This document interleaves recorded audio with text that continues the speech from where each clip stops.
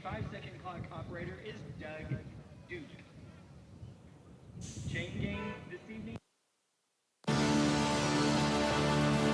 You are listening to Round Rock ISD Football, presented by Covert Ford. Now let's head to the field with Alan Cepeda.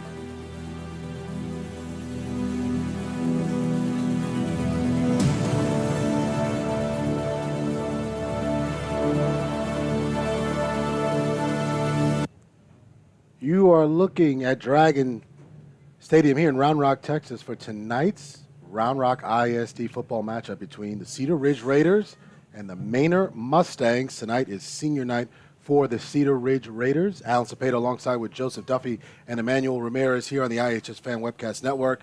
Joseph, been a while, but good to see you again. Absolutely good to see you as well, Alan. Looking forward to a great game on a Friday high school football night in the state of Texas. Really excited to bring to you the Senior Day festivities. So if you're watching from all parts of the country or overseas, you get to see 30 seniors for Coach Sam Robinson here. And it's going to be a great one to see these guys come out. And you see, if you're wondering where all the fans and the seats are, they're all on the field because we're going through all these seniors tonight. So we'll be able to talk about them throughout the broadcast. And then once they are announced, we'll bring that to you live on the field. As you can see, the special Raider bubble out there. So we're probably a couple of minutes to get started there. But got a big game going on for us tonight. Cedar Ridge trying to get off the snide 0-3 so far to start the district season. Last time we were on the air together, we had saw a couple of comeback wins by Bowie, and Harker Heights. So tough sledding for them since then. 2-4 so far on the season. 0-3 in district. Doesn't get any easier after tonight, but it's senior night. It always brings out a little bit of special momentum for some of these players. Their last, not their last game here, but just a chance to kind of go out with a bang. Yeah, both these teams coming off losing efforts. For Manor, they've lost 2 straight games. For Cedar Ridge, they've lost 3 straight district games to start their district seasons. Both teams are trying to build on, potentially trying to make the playoffs at possibly a 3 or 4 spot. Obviously, this district is super top-heavy with Vandergrift and Round Rock. But for Cedar Ridge, they have to win out, being right now last in the district currently. Still have not won a district game. They're going to have to win out. They have tough competition coming ahead. They're going to have to find a way to contain this great offense that Manor has, a team that's averaging 30.5 points overall in the season, 20.3 points per game in the district. Of course, one of the biggest stars they have is Jason Zardovitz, the senior quarterback who's led them, 6'5". Last week was 17 for 32 passing, 204 yards, had an interception. Losing effort, though. But the player I have circled for this offense is Titus Petaway, the senior running back, number 2. 1,165 yards, total 9 yards per carry. That is remarkable. And he's also a threat in the receiving game, too. 329 yards receiving from the backfield, 1 touchdown, 23 receptions. So this offense is stacked. Cedar Ridge is going to have to find a way to pressure Zardovitz. He gets the ball out quickly. They're going to have to get in his face and make sure he doesn't escape contain, essentially. Yeah, you look at him, you look at the San Francisco 49ers, a guy like Christian McCaffrey or Deebo Samuel, a guy that can do everything, and that's what you want. Get the ball in his hands, whether it's through the air, whether it's on the ground. He's a great player. We'll definitely be seeing him at the next level next year, but the story for the Cedar Ridge Raiders has been the offense all season long. They just haven't been able to get anything going. We had a chance to talk to Sam Robinson yesterday, and he was just, mentioning that, it all, for him, most teams tell you it starts with the running game. He'll tell you, for him, it starts with the passing game, and since they haven't been able to get anything going in the passing game, it allows defenses to stack the box and then take away their running game, which has been, it's been challenging for them to get things going. They've had a lot of injuries, right? Jack Pippen is out for the season, who was their quarterback. Cornerback Jaden Fike is out.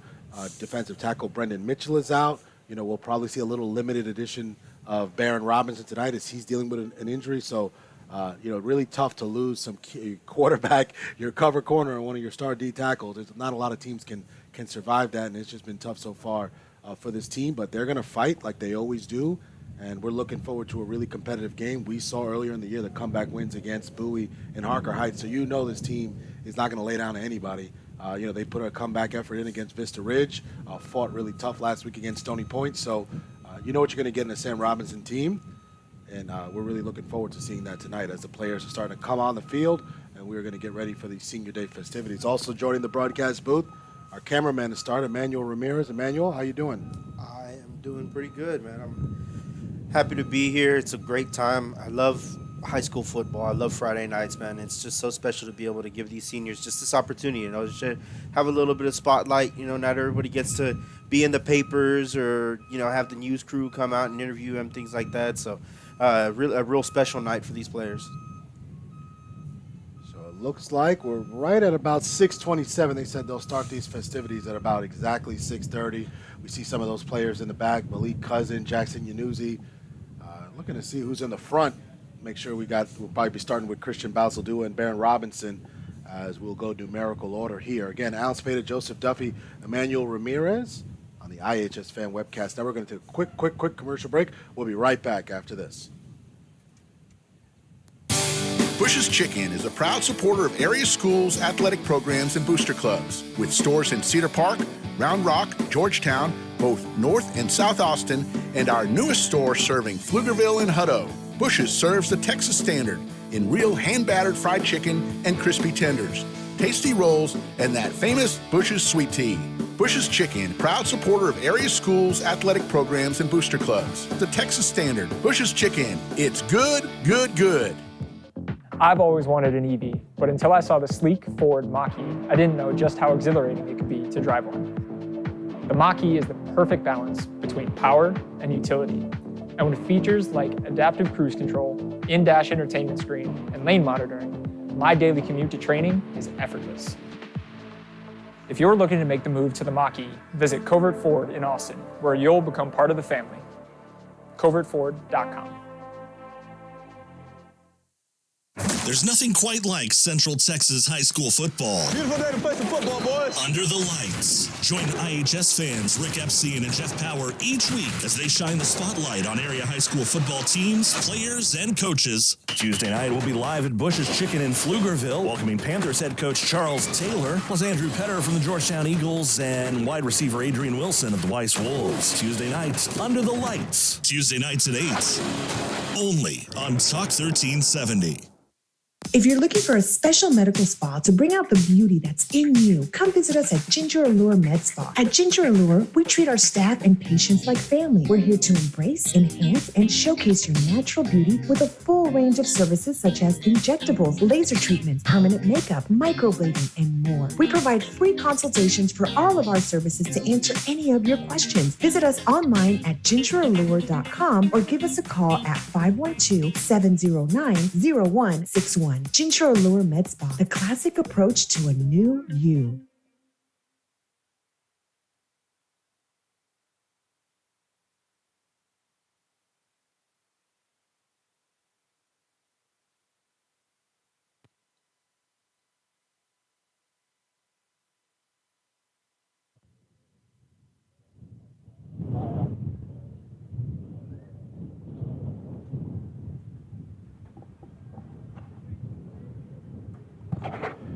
All right, we're back. It's got a little bit of wind, so they're trying to keep that Raider up going. We got a couple of really strong dads holding down the fort as we're getting the scripts going with the public address announcer, and we'll get ready to start announcing these seniors as they're with their families. And as we were talking off air, it's always a quick biography about the player, where they plan on going to college and what their next steps are and who's coming out with them. So a really special time for these Cedar Ridge Raiders. And the families, we always get on these broadcasts, and I've been doing this a little while now, and we seem to forget mom, dad, grandma, grandpa, little brother, little sister, older sister, cousins, friends, family. There's so many people to thank that these players are grateful for, that help them and support them throughout their football journey, whether it's starting in Pop Warner, middle school, junior high, here in high school. There's a lot of people, and this is their moment to kind of get a little recognition and get on the field as well. So we're going to take it to the field right now and see, expecting Christian Balsaldua to come out first.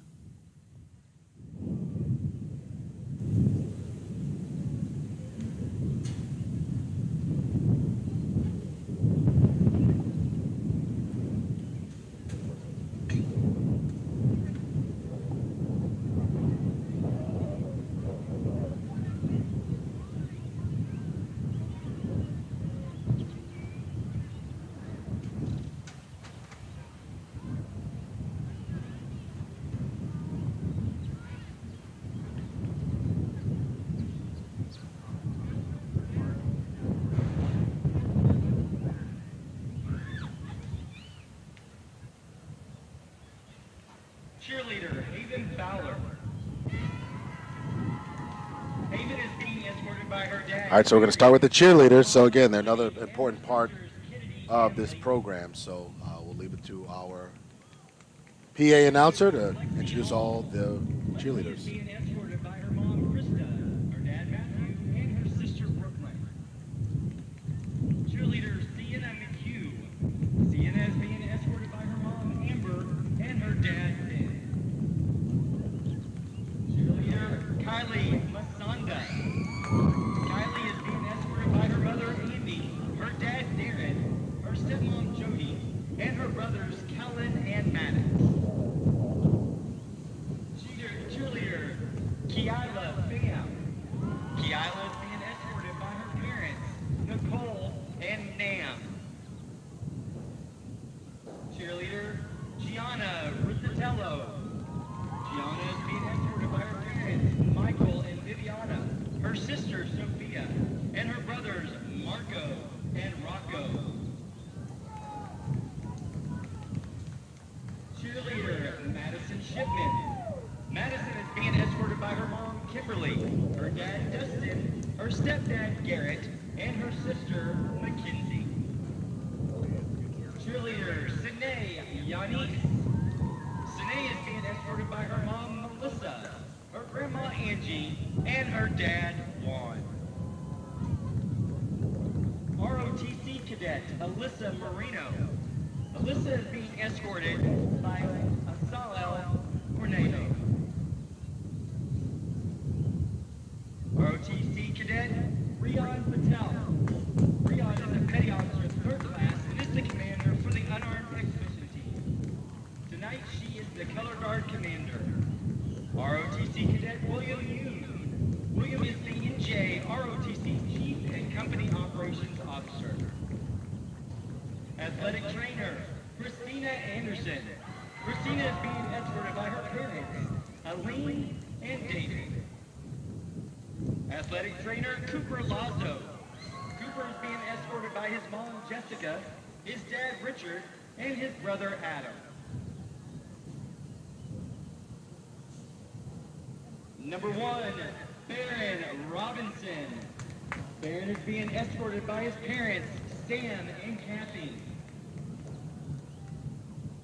Number 4, Jordan Ramsey.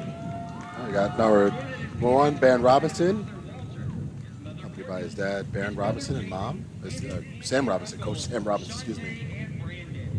Jordan Ramsey coming out right now.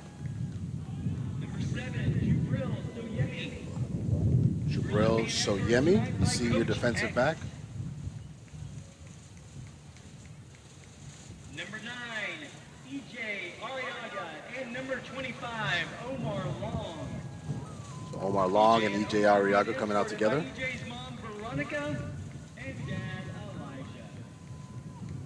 Always good to see guys come out together. Jakari Hillingsworth.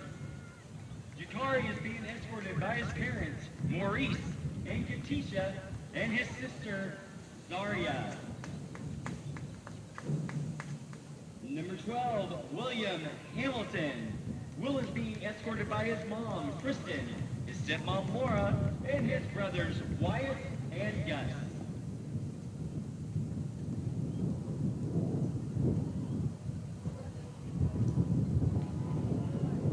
Number 13, Riley Aguirre. Riley is being escorted by his parents, Mark and Megan, his brothers, Matthew and Carter, and his Oma, Lori. Number 16, David Evangelista Torres. David is being escorted by his dad, Hekel, and his mom, Carmen.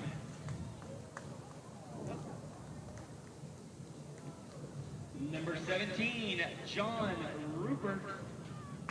John is being escorted by his parents, John and Gia, his twin sister, Janelle, and his brother, Jude.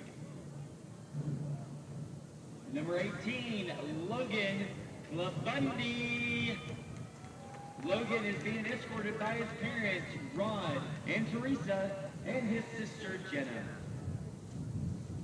Number 20, Andrew Johnson. Andrew is being escorted by his father, Danielle, and his stepmother, Josette. Number 22, Quincy Coulter. Quincy is being escorted by his mom, Tiffany, and his parents, Doris and Dan.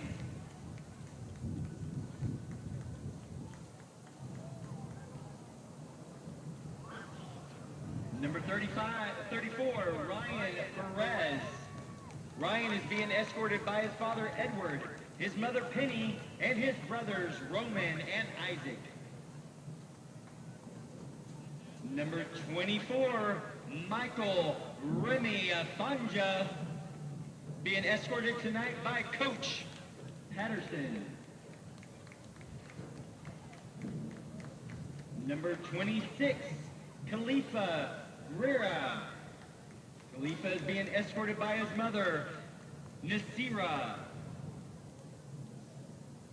Number 29, Ethan Alexander. Ethan is being escorted by his parents, John and Binu, his sister Jamie, and his brother Tyler. Number 31, Monish Jishnu. Monish is being escorted by his dad, Anoop, his mom, Haluvi, and his brother, Kanish. Number 55, Jalen Cabana. Jalen is being escorted by his mother, Bridget, his grandmother, Nora, his grandpa, Cornelio, and his sister, Leilani. Number 56, Nicholas Ganster. Nicholas is being escorted by his mother, Gina, his grandmother, Angela, and his father, Lon.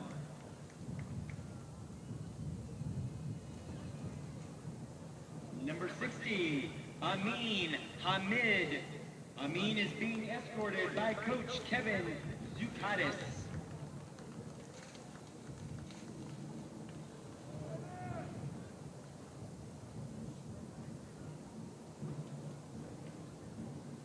Number 74, Jalen Richardson. Jalen is being escorted by his parents, Derek and Mindy, his brother Kobe, and his cousin Jasper. Number 75, Jalen Smothers. Jalen is being escorted by his parents, Earl and Akeisha, and his brothers Nigel and Jamel.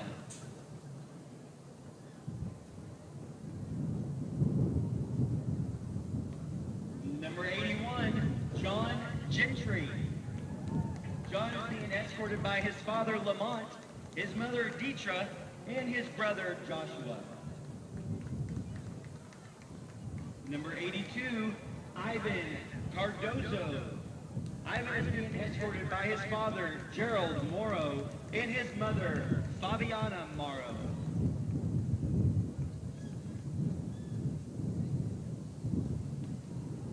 Number 90, Jackson Yanuzi. Jackson is being escorted by his parents, Chris and Grace.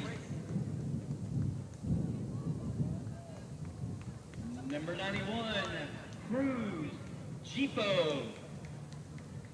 Cruz is being escorted by his parents, Bertrand and Elaine, his brother Jace, and sister Deborah.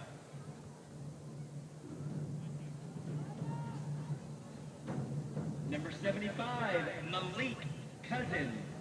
Malik is being escorted by his mom, Tracy, his dad, Edwin, his sister, Olivia, and his brother, Nathan.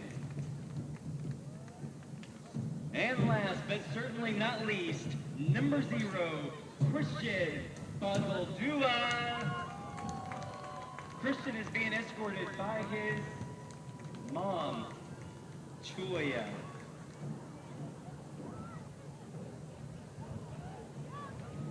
Let's give it up for our class of 2024.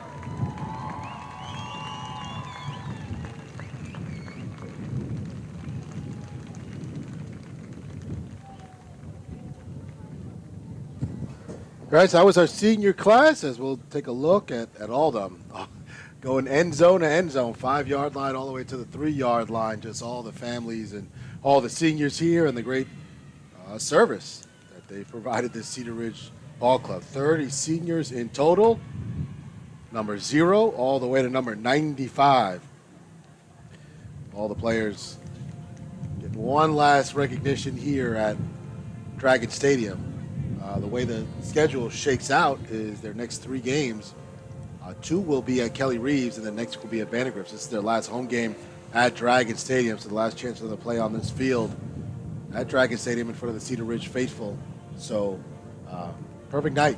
A little warm for my liking. Thought we would have cooled off by now, but just a great ceremony. We got to see the cheerleaders as well and seeing the parents. Just a great, exciting moment, and we got about 15 minutes, so we wrapped that up pretty quickly. Yeah, so, I mean, senior nights, Alan, you want to savor it as much as you can. You don't get another one in your senior season. Like you said, last time they're going to be playing at this historic stadium that they probably played at so many times. But, as this season kind of, ticks away, you want to savor these moments you have as a senior. For some of these guys, they'll never play organized football ever again. And so you want to play each down to the best of your ability. Play hard every down and try to make a playoff push because this team's going to have to win out if they want to make a 4th spot in this district. It's going to be tough. Yeah, they got to have their hands full, as we mentioned earlier in the broadcast. Try to keep a spy out on Titus Pettaway, but you like your chances with this D-line. Malik Cousin, Jackson Yanuzzi, Wyatt McKenzie, Jonah Calise. Those boys have answered the call in every game. So if they have the ability to maybe limit him, force Sardets to throw, and he's turned the ball over a couple of times this season. So, and that's what they've done in the games where they've won games. They've turned the ball over. They've forced 11 turnovers so far this season. And you look at their defense; they give up over 300 yards a game, but in high school, that's pretty common. So, only giving up 320 yards a game, 178 in the air, and 143 on the ground. And again, we look at young Titus Pettaway. He's averaging a lot more than that. So it'll be a battle in the trenches to see who's going to win that one. So that'll be a matchup that we watch all night long. Emmanuel, you also look at this offense that we talked about off the air for Cedar Ridge. Jakari Killingsworth, now the guy started the season as a quarterback. Pippen kind of outplayed him. Now he's out, and now it's back to him, and he's a senior here tonight. So he's got a little chip on his shoulder too. I'm sure. Yeah, definitely. It's one of those things that you got to take personally, whether it was or not, just to kind of give you this fuel for this game and to just prove to yourself, for the rest of your time as a player and as a man, as you continue to grow up, to know that I can do this. I can play my best when the pressure's on me, when it's time to go, when it's time to run and gun. I can really do it with the best of them. And so tonight, yeah, like you talked about, he'll have a chip on his shoulder to say, you know what, this was my senior year, it's supposed to be my year, and I'm going to take it back starting right now. So you talked about this great defense for Cedar Ridge, and now this fantastic offense on the other side. It's kind of like the unstoppable force meets the immovable object right now, right? And something's got to give. So it's like you said, it's going to be really interesting to see which one gives first. We're running about 15 minutes until kickoff. A couple of things to look at. Again, the Cedar Ridge offense, 14.8 points per game. Unfortunately, only 8 points scored as an average in district. They've lost all 3 district matchups against Westwood, Vista Ridge, and Stony Point. The next 3 don't get any easier after tonight as they go to Vandergrift, and then they play at Kelly Reeves against Round Rock and MacLeod to close out the season. But as we've seen with Sam Robinson teams in the past, they'll fight, they'll battle to the end, and I don't expect anything different tonight. Absolutely, like you said, this schedule is going to be a little bit more tougher in the end. Vandergrift 4-0 in the district so far. Round Rock 3-1 in the district so far. MacLeod 1-2, also clawing in to get that final spot in the district for the playoff push. But for this offense, like you said, it just hasn't been what they expected, especially being a senior-heavy offense. Jakari Killingsworth has a great opportunity tonight to kind of, like Emmanuel said, take his job back for once and, try to make a playoff push, show that he's the leader of this offense. Malik Hamilton is also on this offense as well, a junior who's going to be a senior next year. There's going to be a lot of young guys on display this senior night, ironically, but there's going to be a lot of young guys that we're going to see who want to compete, who got brought up from the sub-varsity lineup, who are going to have a chance to compete against a varsity team in Manor. In this Manor defense, we talked about it earlier, But yes, they gave up a lot of points, but they stacked the stuff sheet. They stacked the stat sheet. I mean, 11 sacks total, 6 interceptions total, 7 forced fumbles, 2 recovered. They can get after on the defensive side of the ball. So for Cedar Ridge's offense, they're going to have to attack from the get-go. Cannot dip their toes in the water. They're going to have to attack them full on. And I think when we look at the Manor defense, they are giving up 39 points a game. But when we talked before the game, they've played Vandergrift already. They've played Round Rock already. Gave up 51 to Vandergrift and 42 to Round Rock last week. So, that number might be a little bit inflated. We'll see how they finish out the season, as they will have tonight, obviously, Cedar Ridge, and then next week, Vista Ridge. And then they have a short week with a Thursday night game at Westwood, and then close out the game at Stony Point. So Manor, they put themselves in a position picking up a win in district against MacLeod. Now they have a chance to maybe either run the table to go 5-2. That guarantees you a spot, or 4-3, and then depending on who you beat, you start to hold the tiebreaker. So Manor really playing for a lot tonight. They know what they got to do. Last week, again, losing to Round Rock, but their defense, as you mentioned, they forced 3 turnovers last week, 2 forced fumbles, an interception. They gave up 388 yards. Round Rock just, in the second half, just ran all over them. They did a good job kind of keeping Mason Cochran in the pocket and limiting his passing ability, but they ran for 264 yards and all 5 rushing touchdowns. So, it'll be interesting to see how that defense responds to giving up, 93 points in your last 2 games, and now they're getting a chance to kind of feast on a team that's only averaging 8 points a game here in the Cedar Ridge Raiders. So we're going to take a quick commercial break. As everybody's getting warmed up, we're going to have the official national anthem and introductions of both teams, and we'll be ready for kickoff at 7 o'clock right here on the iHSFAN Webcast Network. Athletic programs and Round Rock, Georgetown, both North and South Austin, and our newest store serving Pflugerville and Hutto. Bush's serves the Texas standard in real hand-battered fried chicken and crispy tenders, tasty rolls, and that famous Bush's sweet tea. Bush's Chicken, proud supporter of area schools, athletic programs, and booster clubs. The Texas standard, Bush's Chicken. It's good, good, good.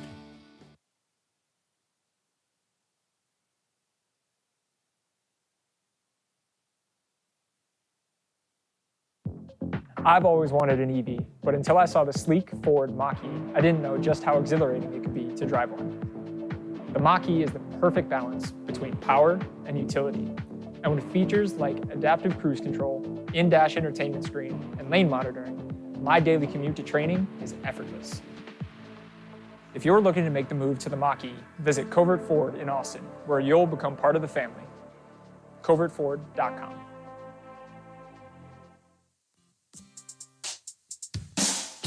Longtime MacLeod parent Brian Kerman is a realtor who works for RE/MAX Capital City. Brian is involved in helping Round Rock families buy, sell, invest, and lease properties in the greater Austin area. He's been doing so for over 24 years. As a thank you to the community, he will be honored to donate $1,000 to your favorite booster club or other 501c3 if you use him and you close on a property. We hope you will contact Brian for all of your real estate needs at 512-921-4490 or at briankerman@remax.net.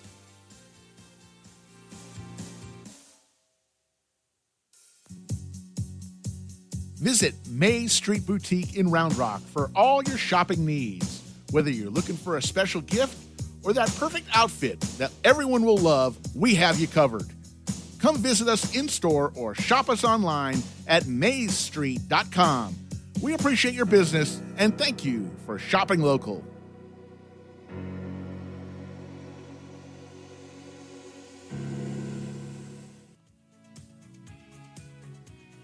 RJAC Pressure Washing, Epoxy and Stain, veteran-owned and operated, serving Central Texas for the last 10 years. Residential and commercial services available. Here for all your decorative flooring needs. Call us at 512-593-8567. That's 512-593-8567.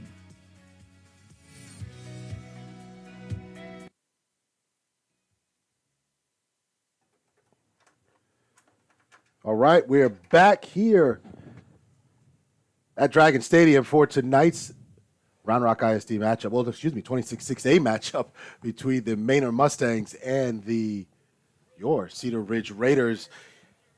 Tough time for the Cedar Ridge Raiders again, starting the season 0-3 so far in district play. They have to win out and get some help to make the playoffs. And if they do not make the playoffs, it'll be the first time, Joseph, in 10 seasons that Cedar Ridge will not be in the playoff game. And, we talked to Sam Robinson yesterday. He said this is a new territory for him and his ball club, not being in an active playoff chase. But, they're going to play hard football and compete and fight all the way to the end. And we saw that last week against Stony Point, as we mentioned earlier in the broadcast, against Bowie, against Harker Heights. Like, this team is going to fight, and it comes to leadership. When we asked him, who are the guys that are going to do that coaching on the bench for you or in the huddles because you coaches can't do everything? He talked about this linebacking trio, all seniors, David Evangelista Torres, Logan Klabundi, and Christian Basildua, all seniors and not the biggest linebackers that you'll see in the state of Texas, 150, 160, 165, but they hit hard. We've seen Basildua and Evangelista and Klabundi come up with interceptions and fumble returns, so they get after it, and that's what it takes. That's what a coach wants to see, that he can't coach every single thing, and you got to have those coaches on the field and those coaches on the bench to keep guys motivated. Even though, times are tough right now, you still got to fight, you still got to win and try to compete, and they're doing that, and I expect them to do that tonight. Yeah, uncharted territory, like you said, for the Cedar Ridge defense and offense, but for a team that, of course, that has been making the playoffs for 10 years straight, they're trying to make a push. It's not going their way this year. Obviously, a lot of things they couldn't control, like injuries. That just happens sometimes. A lot of guys banged up, a lot of star players they needed that just are a little bit banged up right now. Speaking of the quarterback, they just lost Pippin, Brendan Mitchell, and their key D lineman they've also lost. But for this team, there's no other coach you'd rather want leading your team right now as they're trying to make a playoff push than Sam Robinson. We've seen him make late playoff pushes times before, like last season, the last second, making that fourth spot in the district. But for this team, you got to control what you can control. So like tonight, senior night, big night for this squad.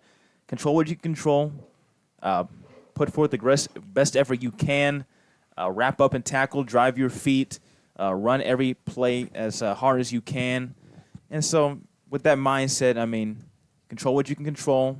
Never know what can happen, like you saw with the Harker Heights game just a few weeks ago. Do what you can, and maybe you can end up on the winning side. Yeah, Joseph, one thing that Robinson talked about earlier this season, he said, we're going to be a scrappy team. We're going to fight, no matter what. We interviewed him. So that's just something to really pay attention to. We know that this is going to be a team that's going to fight. This is going to be a team that's going to find out every possible way to pick up a win, and as difficult as it is, it's true what they say. There are no moral victories. Right now is time to get to these playoffs. You want to keep the streak alive. You want to continue to grow. So, Alan, just the biggest thing is to see how do they attack this game in terms of if you go up, early, do you keep your foot on the gas and just kind of keep pumping out these points? And if the opposite happens, you kind of see what you have coming up in the future and let some of these younger guys kind of take some more reps than they normally would.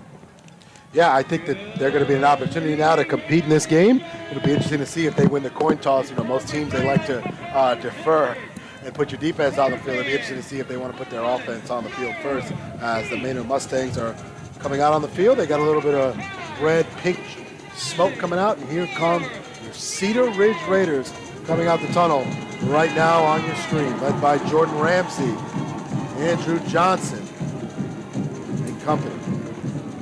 Cedar Ridge all black tonight uniforms.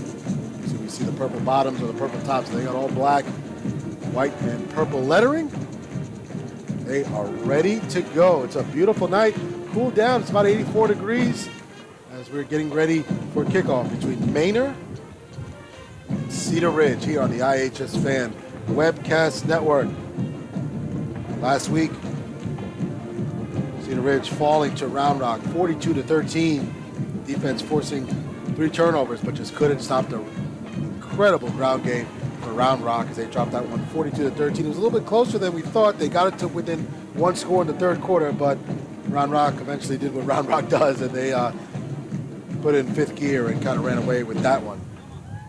And for your Cedar Ridge Raiders, they lost last week to Stony Point 21-17. Made a fierce comeback in the end, but just came up short. Just nothing really could go right for them. A couple of turnovers, missed field goal, just some tough opportunities to kind of get things going. But it's a new day. It's Friday the 13th. Anything can happen as we're here at Dragon Stadium getting ready for our national anthem, as we're getting ready to present our colors. And we have a student getting ready to come out and sing our national anthem. So we're going to go to the field and pick that up for you here at Dragon Stadium. We'll be right back. Captains for the Raiders tonight are going to be number 22, Quincy Coulter. Number Excuse me. 24, We will do the Lobo coin Lee. toss and then our national anthem. Number 34, Ryan Perez. And number 82, Ivan Cardozo. For the Mustangs, we have number 9, Jason Zardavic. Number 8, Cam Lewis. Number 3, Elijah Proser. And number 2, Titus Petaway.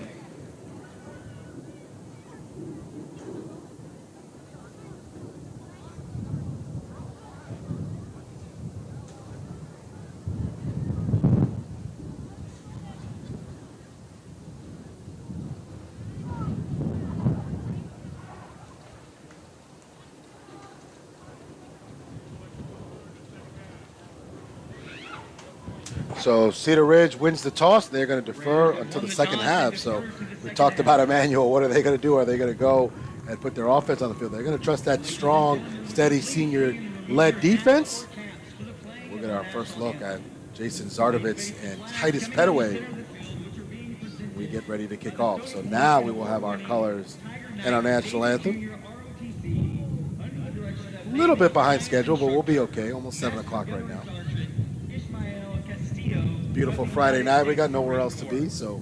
No place I'd rather be. High school football. We also have our RTC junior recruits, cadets, to bring out the colors.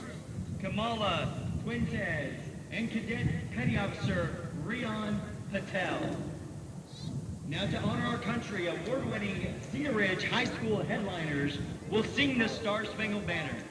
Ladies and gentlemen, under the direction of Cedar Ridge Director of Choirs, Kara Kupecki, our national anthem.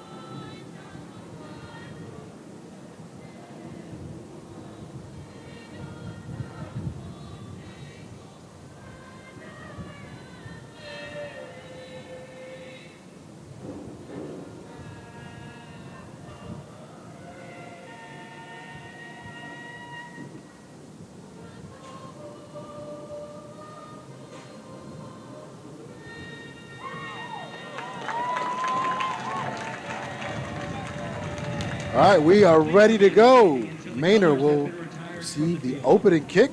Cedar Ridge will put their defense on the field first. So they get the ball to start the third quarter. So we have our cadets walking off with the American flag, the Texas flag, and the, I believe, ROTC flag as well. So, and a beautiful night here for football at Dragon Stadium in Round Rock, Texas. The Manor Mustangs come into town to take on your Cedar Ridge Raiders here on the iHSFAN Webcast Network. 3 more games after this, as next week we will be at Monroe Stadium, which is a beautiful site to be at. So we'll be taking on the Vandergrift Vipers. And then We will bring you different coverage for Round Rock and McNeil at Kelly Reeves. So you'll get the Round Rock crew, Dave and Evan Carter, and the McNeil crew as well. So 2 more games for us on the iHSFAN Webcast Network. So we're going to make them count. We are ready to go here at Dragon Stadium. I don't know about you, Alan, but this season has just flown by already. Yes. Already past the halfway mark. Still only a few games left, but enjoyed every step of the way. Great teams to compete tonight. Look forward to a competitive ball club.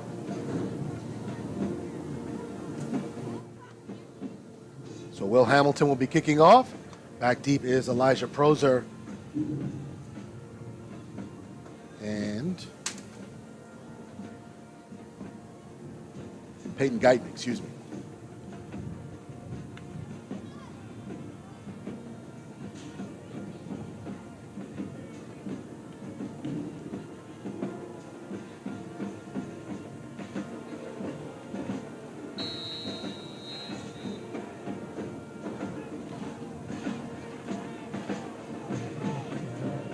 Manor, you could see just the difference in benches when you look across both sidelines. Cedar Ridge would almost double the roster that Manor has, but we'll follow that depth tonight. As Hamilton, the left-footed kicker, kicks it somewhat short. Guyton gonna have to play it on a bounce and doesn't pick it up. Cedar Ridge has the football, and they're gonna run it in for a touchdown. They will say they're down at the 3-yard line. Peyton Guyton didn't know what to do. I guess he was expecting for there to be a touchback. Oh, that's a costly mistake right there. And kickoffs, returns, you always have to return that ball. Cannot just let it go behind you like that. It's not like a punt. Costly mistake right there. It's going to be a penalty.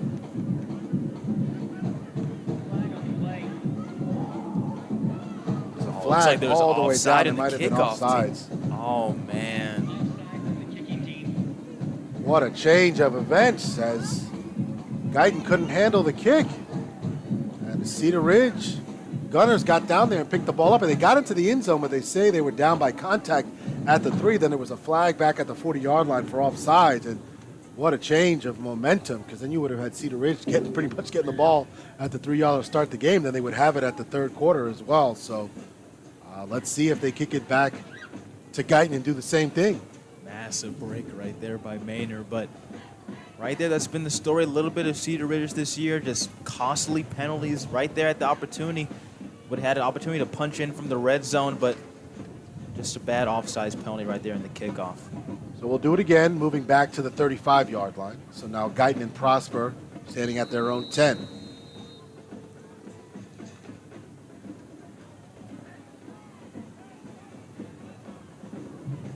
You never know what you're going to get on Friday Night Lights. Here we go again. Hamilton will kick from the 35. Short kick. Their catch was called for, but not picked up. It's finally returned by Prosper. Proser, excuse me. Proser gets it to the 28-yard line, it looks like. Then you have some referees and the linesmen standing at the 25, so I guess they're going to take that fair catch signal and put the ball at the 25-yard line, even though Proser got up to the 28. So that's where we'll start. 1st and 10 for Manor. 11:52 to get started in the 1st quarter. So Zardovitz, senior quarterback, under center. Take the first snap. And pitch out to Guyton on a screen pass to the 30. E.J. Arriaga wraps him up and brings him down at the 36-yard line, but a gain of 11 and a 1st down. Guyton is so dangerous. Allen, 28 catches on the year, 376 yards total, 4 touchdowns. He's their best offensive weapon so far this season. Yeah, I'm sure we were all expecting Titus to get that first carry, and they go to quick pitch out to Guyton. 1st and 10 at the Manor 36-yard line. Now they'll put Guyton in the backfield. Hand it to him on an end around. Pushes off a defender, and Baron Robinson makes the tackle. for a loss of about 3 yards. Ball's down to the 33-yard line, and there's a flag on the play. As it stands right now, it's a 3-yard loss.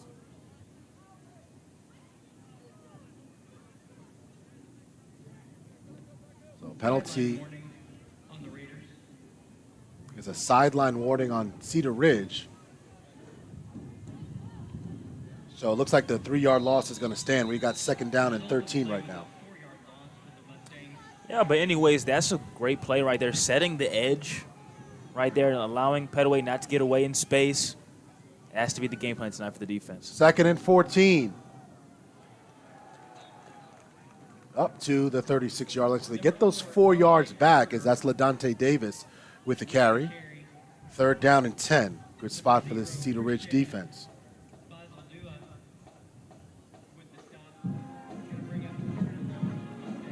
So the line again is the Manor 46-yard line. Ball's at the 36.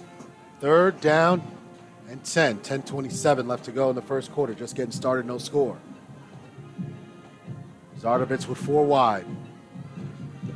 He's Guyton in motion, high snap. Quick screen, and Jackson Yanuzzi, Jonah Calise is all over that one. A loss of 1 as they gave forward progress at the 35-yard line. 4th down and 11. Great stop by this defense. Great play right there by the all-district player Calise right there. Read that screen beautifully. Made sure he didn't get too far deep beyond the heel line of the offensive lineman. Went diagonally right down the perfect angle. Took down the receiver right there. No gain.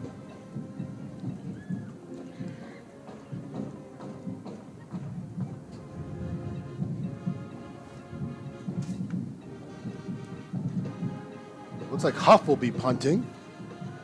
And a short kick. Let's see if it gets a bounce. And it's down by Manor at the Cedar Ridge 47-yard line. So that's ideal for them. It's a great starting position to start their first drive of the night. So great stop by the defense. For a team that struggled offensively, you couldn't have asked for a better first start for this offense. A team, like you said, that only has 8 points per game so far in district competition. They have to get going. Their focus needs to be just moving the chains, going yard by yard. Don't have to look so far ahead. Just make sure you move the chains and keep the offense rolling. So Jakari Killingsworth under center to start things off for the Raiders here. 1st and 10 from their own 47-yard line. 9:30 left to go in the ball game. Handoff to Malik Hamilton. He rumbles into Manor territory down to the Manor 47-yard line. So a 6-yard pickup, 2nd down and 4. Solid carry there by Hamilton. That's how you want to start off a game. Punching them right in the mouth, especially in the offensive line. Great blocking right there so far. Again, just moving the chains should be the mentality for this struggling offense. McGill and Ramsey to the top of your screen. Johnson in the background. Ramsey handed off to Johnson up the middle. Bounces off of a tackle. Looks like he's got the 1st down. They'll mark him down at the Manor 42-yard line. A pickup of 5. 1st down and 10.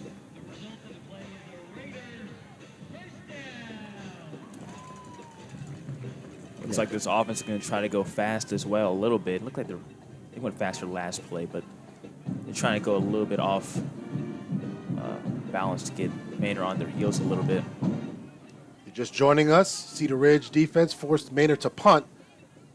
And here they are driving in territory. Down the sideline to Junior Gentry. Incomplete, a little bit too high for the big 6'4" receiver. 2nd down and 10. Just a little bit off on that rollout right there. Solid protection right there by the O-line. Killingsworth got it off, but just a little bit high on the sideline. That'll bring up 2nd down and 10 from the Manor 42-yard line. Line to gain is the 32. 8:23. No score here in the first quarter.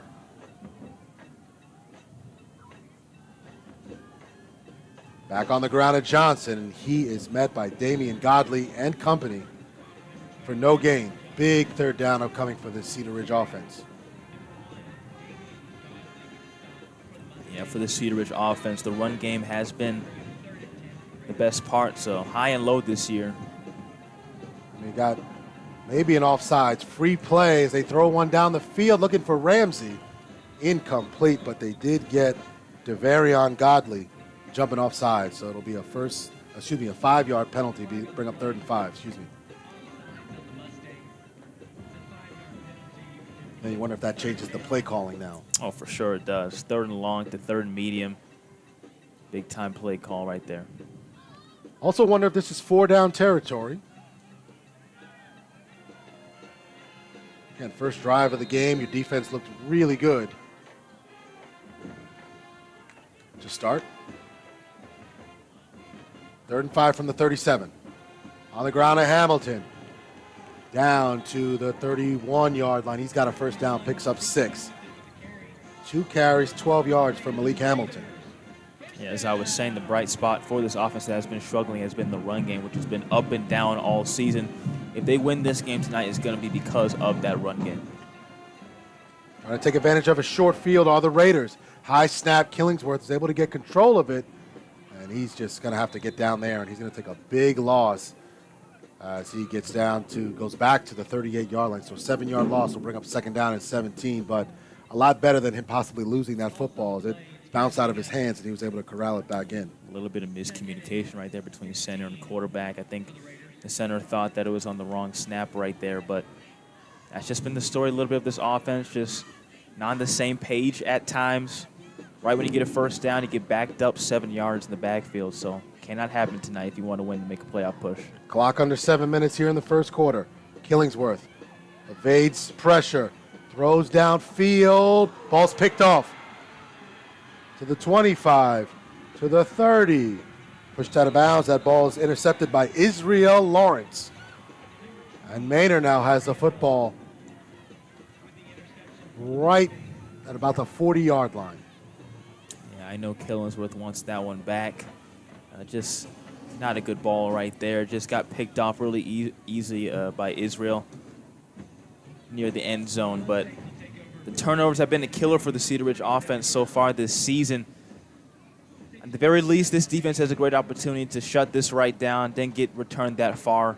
So not in their own territory. They have a great opportunity to stop here. So we didn't see a carry for Titus Petaway. He's in the backfield now, as it was Guyton getting the ball a little bit here. So 1st and 10 from Manor's 37-yard line. Screen pass out to Guyton. Breaks the tackle. And gets to the 36. So loses a yard. 2nd down and 11. Yeah, was shocked not to see Petaway in that first drive right there, but looked like Guyton right there was doing a little bit of too much dancing in the flats right there. If he just went straight ahead upfield, I think he could have gone at least 4 or 5 yards. Here we go, 2nd down and 11 from the Manor 36-yard line. Zardovitz gets it out. He's got a receiver down the field to midfield. Zardovitz likes to get the ball out quick, Alan, as we discussed before. You're going to have to get in his face a little bit and pressure him to make him kind of have a little bit of more pressure to his, more stressed in his throw progression, but he gets that ball out quick. This defensive line has to get there in a hurry. Ball was caught by Jackson Cofield for a first down. Ball in Cedar Ridge territory at their 48-yard line. Ball is caught down to the Cedar Ridge 46-yard line. A pickup of 2 to Jaden Buck.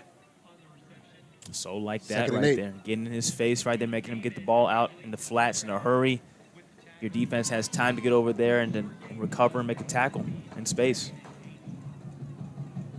24 yards passing so far for Jason Zardovitz. Came into tonight's game with 1,300 passing yards, 10 touchdowns, and 5 interceptions. Manor 3-3 overall in the season, 1-2 in district play. 2nd down and 8. End around to Guyton. And he is tackled by David Evangelista at the 45-yard line. A long one, going to bring up a 3rd down and 5. Really impressed by this run defense so far, Alan. They're getting hands in space so far. They're not getting washed out on the edge, setting the edge very well. And Manor was trying to get a little tricky right there, but it just didn't end up working out. Big 3rd down here for this defense. And we still haven't seen a carry for Pettaways. Last week, he missed a couple of drives and a couple of snaps, so just wonder if he's out there as a decoy, as Guyton has been getting a majority of the snaps. Zardovitz got pressure, dumps it off to Pettaway. He's looking for a first down. He's going to be short as they push him out of bounds at the 39-yard line. So a pickup of 5, going to bring up a 4th down and 2, Joseph. Yeah, Petaway is so shifty with this as a receiver, so looks like they're going to mark it a little bit shy. Oh, they're actually going to move the chains here. Wow, that's a generous spot. But yeah, he's very shifty in space. I actually thought they read that screen pretty well so far. They again got in Zardovitz's face right there, made him get the ball out in a hurry to Petaway. But I thought that was a good, well-read screen by this defense. Just didn't go the way at the end right there. 1st and 10 for Manor at the Cedar Ridge 38-yard line. Guyton again in motion. On the ground at Petaway. Spins out of a tackle. He's pushed down by Davon Crank at the 35-yard line. A pickup of 3 for Titus Petaway on his first carry of the night. 2nd down and 7. Yeah, Petaway is a tall back, 6'1". These high tackles just cannot work tonight for Cedar Ridge's defense. You're going to have to grab him low at the legs, somewhat near the knees. You cannot tackle him up high. He's going to run right through you. Clock running quickly here in the first quarter, 3:45. No score between Manor and Cedar Ridge. Delayed handoff to Petaway. They're going to call it dead. We might have a false start or a legal motion. I think Petaway and Guyton were both moving at the same time.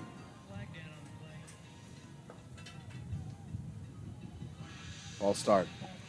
Speaking of the sensational Petaway, last week 16 carries, 75 yards, but also we talked about his receiving ability, 6 catches out the backfield, 143 receiving yards. So you have to keep an eye on him if you're the Cedar Ridge defense. He can do dangerous things when he's in space. Clock is stopped at 3:36 here in the fourth quarter. 2nd down and 12. Line to gain is the Cedar Ridge 28-yard line. See if we can get another bend, don't break effort by this Cedar Ridge defense. Guide in motion. Up the middle to Petaway. Breaks a tackle. Wow. What effort. So shifty. As he gets down to the 31-yard line. A pickup of 9 will set it up a 3rd down and 3 for Manor. Cedar Ridge defense, they're gonna have to shoot their hips real quick. You cannot chop your feet and hesitate when trying to tackle Petaway. He'll just make you miss. And have to just shoot, fire, and go for the legs. 3rd down and 3 from the Raider 31-yard line. Put Petaway in motion. Catches it. Brought down at the 20-yard line. So an 11-yard pickup, 10-yard pickup for Titus Petaway on the quick reception. 1st and 10 for Manor. Tell you what, if you like fantasy football, Petaway is your guy. It seems like he's involved in every single one of these plays on this drive so far. But for this Cedar Ridge defense, like you said, bend but don't break. They have times where they show potential, but the red zone is where they've kind of had sputtering. For this defense, the field goal should be the limit right here. 1st and 10 from the Raider 21-yard line. Play fake. Zardovitz got all sorts of time. Finally throws one in the back of the end zone, and that is caught by Jaden Buck for a Manor touchdown. But there's a flag down. An eligible man downfield will push this back. Yeah, it looked to be there was a little bit of confusion on the defense. Looked like nobody knew where the ball was for a second. We saw that Zarvitz still had the ball. He just fired it downfield for what we thought would be a touchdown, but legal man downfield. So that'll push him back to the 26-yard line. 1st and 15 for Manor. That eliminates the Jaden Buck touchdown.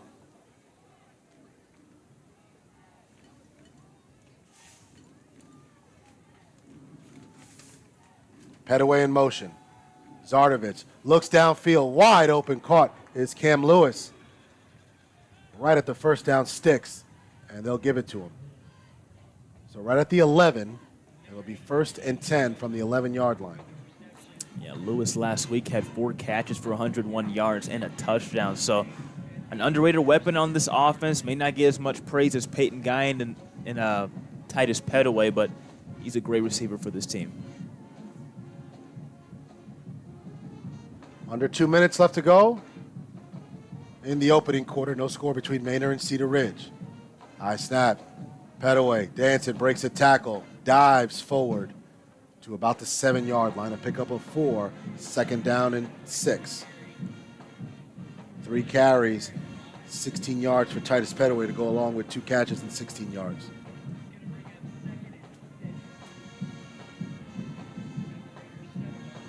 Band is kicking.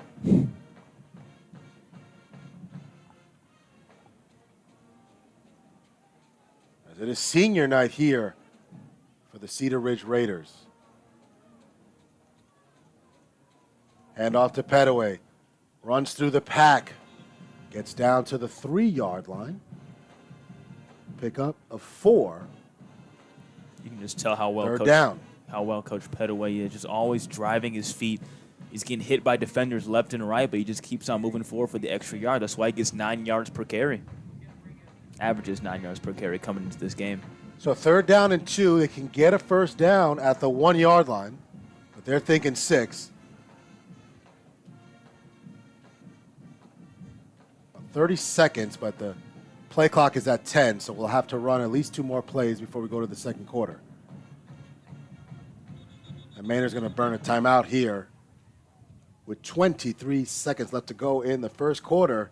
No score between Manor and Cedar Ridge. We'll be right back after this.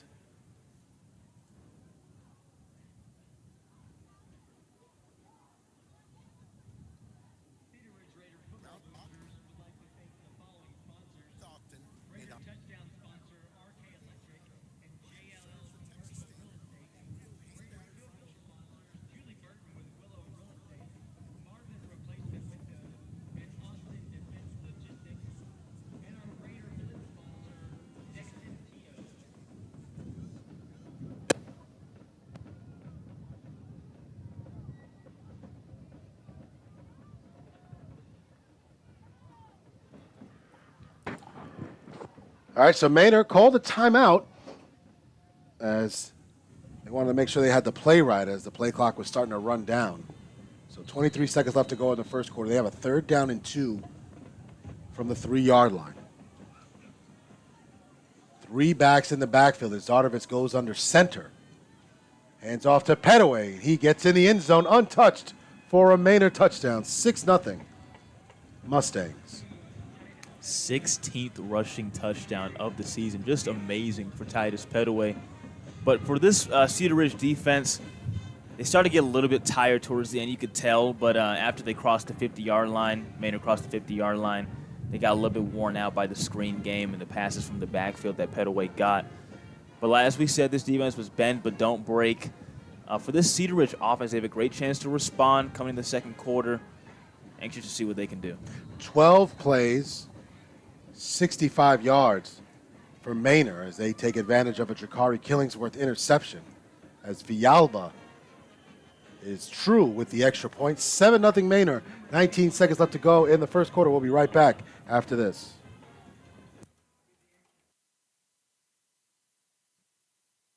Visit Mays Street Boutique in Round Rock for all your shopping needs. Whether you're looking for a special gift or that perfect outfit that everyone will love, we have you covered.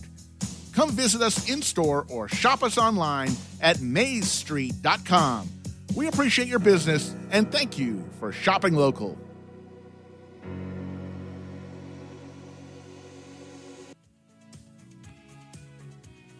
RJAC Pressure Washing, Epoxy and Stain, veteran-owned and operated, serving Central Texas for the last 10 years. Residential and commercial services available, here for all your decorative flooring needs. Call us at 512-593-8567. That's 512-593-8567.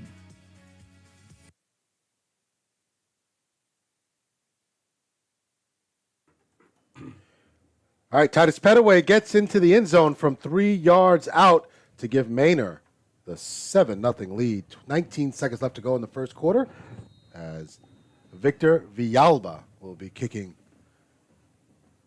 to Cedar Ridge.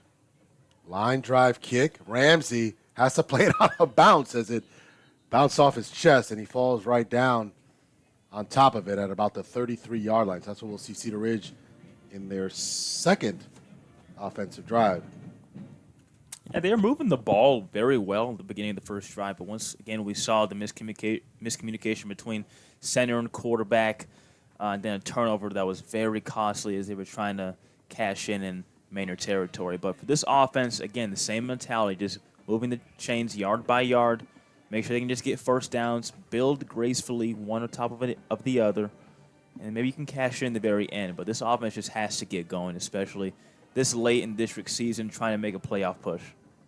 Junior Gentry, Riley Aguirre to the bottom of your screen, as Jake McGill and Jordan Ramsey will be to the top of your screen. Andrew Johnson will start this drive in the backfield with the senior, Jakari Killingsworth. And Manor, 7-0, 18 seconds left to go in the first quarter.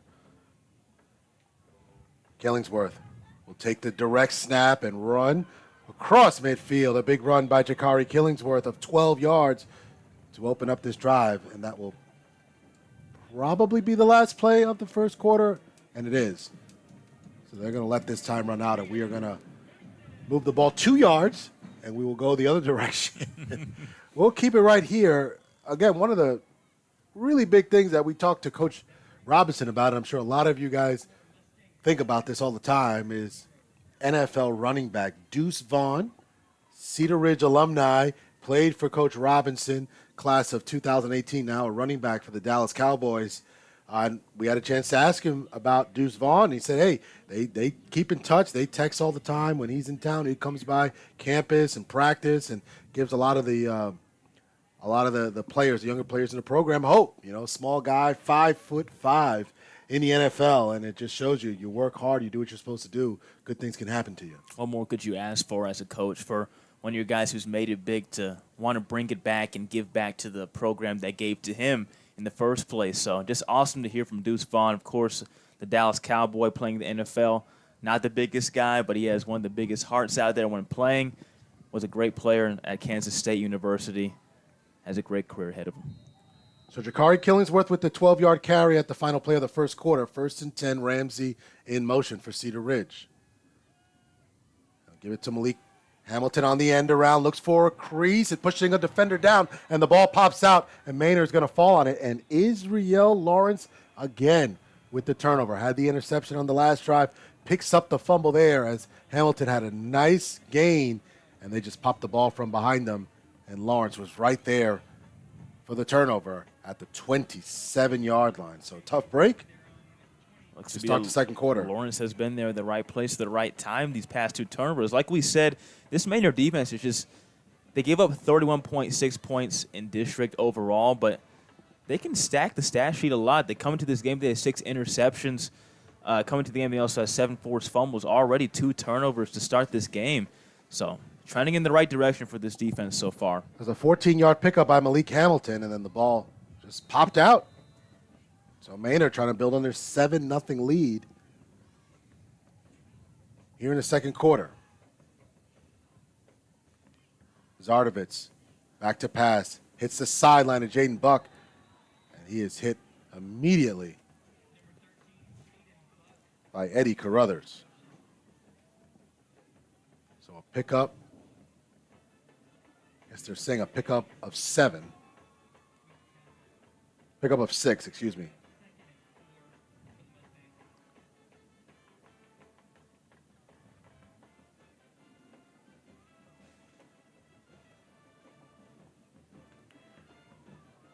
Back again to Buck on the sideline. Tries to get the first down. He's pushed out of bounds right at the marker.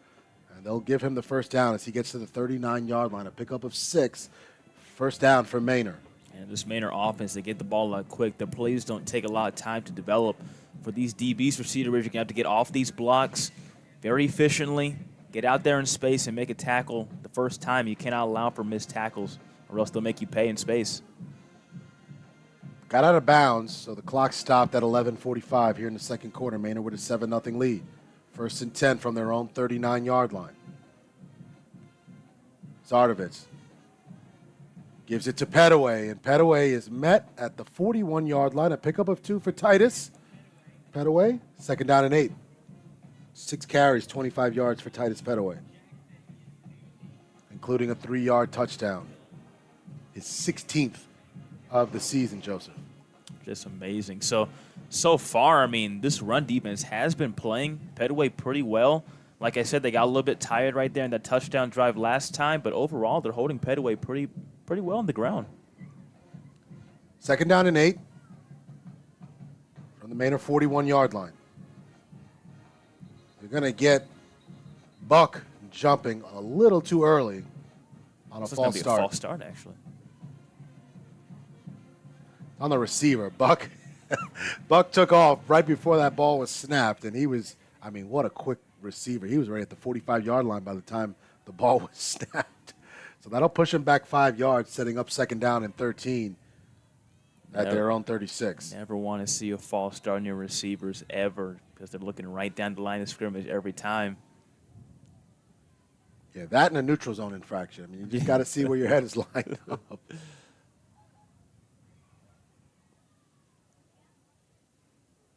A lot of action going on that Manor bench with those big cards with the plays and the signals so that they know what to run. 2nd and 13, high snap, quick out to Guyton. He moves forward out of bounds at about the 43-yard line, a pickup of 7, bringing up a 3rd down and 6 for Manor. That was a great block right there by Cam Lewis, the junior, just driving out the DB for Cedar Ridge. Like we said, you're going to have to escape these blocks efficiently if you want to stop this offense of Manor. They get the ball out quick in space. Someone has to be there and get off the ball so we can have a tackle opportunity. Great balance so far for Manor. 10 passes, 9 runs.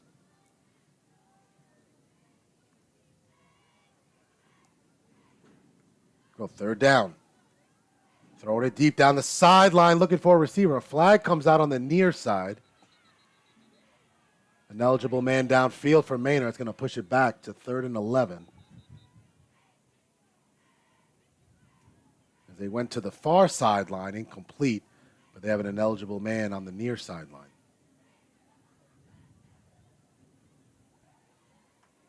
Second time that Manor has had an illegal man downfield.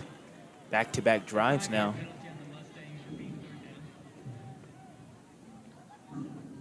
Great opportunity here for the Cedar Ridge defense. Been catching a few breaks with these penalties so far. Ball is down at the Manor 38-yard line. They need their own 49-4 first down. 3rd down and 11. 10:31 left to go in the first half. Manor with a 7-0 lead. And the story for their defense, they forced 2 turnovers on the Cedar Ridge offense. An interception by Jakari Killingsworth, by Israel Lawrence, and then Israel Lawrence picks up a fumble recovery on the last drive for Cedar Ridge as well. So they're trying to cash in off the turnovers here in the 2nd quarter. Buhendwa in motion. Another fade ball down the sideline. A lot of contact. Incomplete as he was looking for Guyton.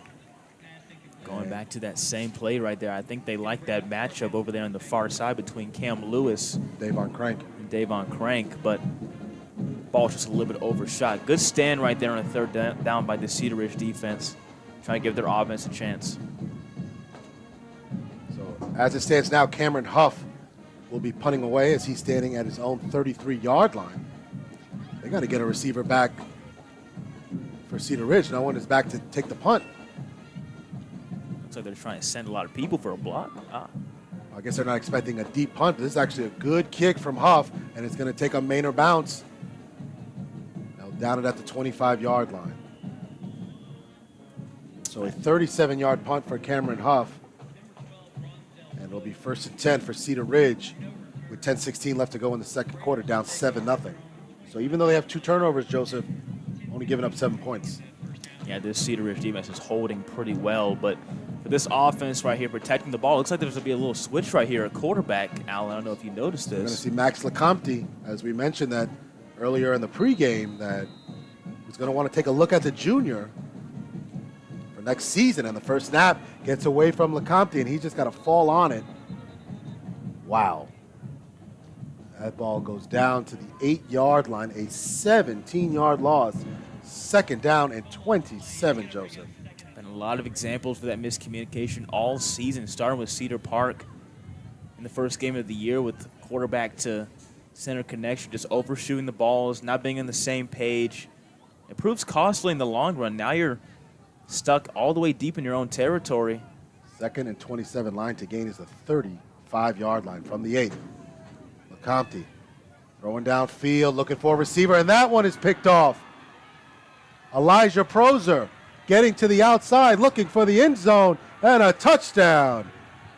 3 drives, 3 turnovers for the Cedar Ridge Raiders. And Elijah Prozer runs it in about 30 yards for a touchdown. 13-0 Manor.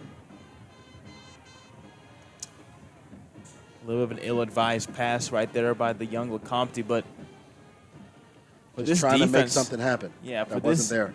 This defense so far, just balling out so far. 3 drives, 3 turnovers.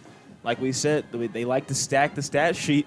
Even though they give a lot of points so far in the district, but so far they've been balling out tonight. 3 turnovers last week against Round Rock. 3 so far. 9:28 left to go in the second quarter. And Villalba gives the Manor Mustangs a 14-0 lead. We'll keep it here. Again, just going back to that interception, as we saw with the bad snap that Killingsworth had on the previous drive, set you back.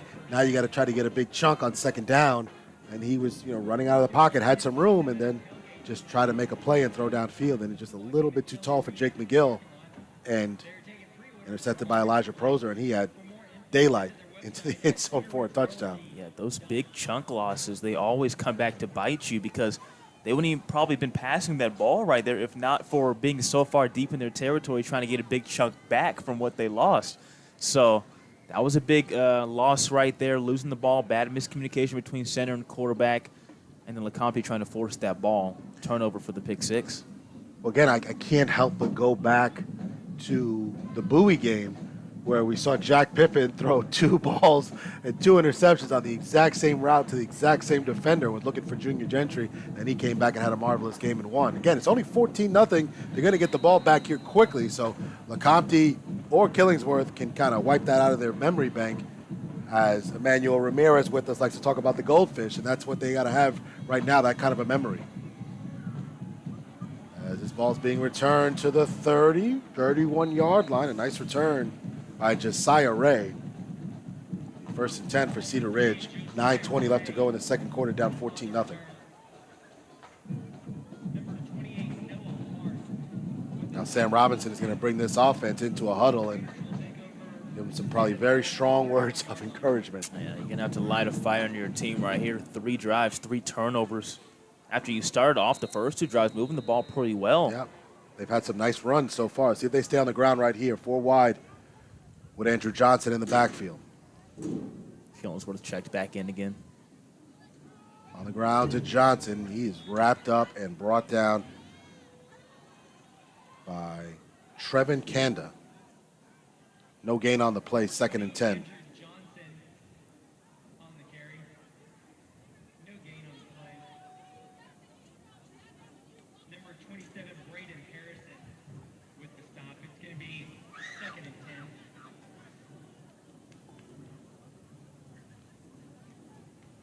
Second down and 10 from their own 31-yard line. Hamilton back in the backfield with Johnson. Ramsey in motion to the top of your screen. Killingsworth back to pass. Had a little bit of time. Fires one in the middle field. He's got Junior Gentry at midfield. He's wrapped up and brought down. But a big gain to Gentry to the 44-yard line. They'll say the 43-yard line. A 26-yard pickup and a first down. Great confident pass right there by Killingsworth off the slant route to Gentry. Just moving the ball, stacking up good drives, little by little, just trying to get yard by yard. That's the mentality for this team that's been struggling on offense. Now that kind of opens things up on the offense for them. On the ground to Hamilton, trying to break the edge. A flag is out. And going to lose a few yards. Either they're going to lose yards on a penalty or lose yards on the play. They marked him back at the 46-yard line. So it's a 3-yard loss right now before the penalty.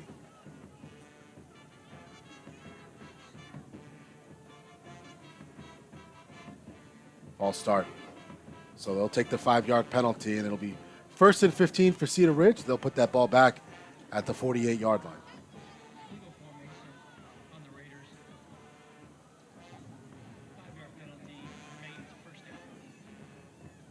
So again, we keep talking about this theme, Joseph. It's big play, setback.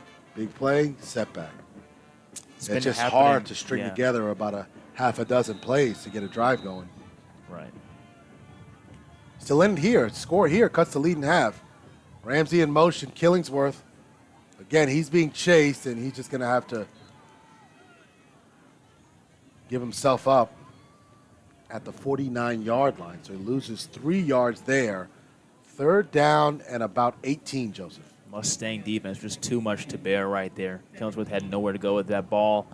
I'd have tried to just throw that ball away if you got outside that pocket, but I don't know if that's the sack you want to take right there for Killingsworth. He might want that one back. Second and long, I believe, or is it third and long? It's third and 18. Might be second and 18, I believe. I think they took The that penalty, penalty. excuse me, yes. They took that penalty. That's right, second down and 18, excuse me. Killingsworth now steps up in the pocket, and he's wrapped up by Damian Godley.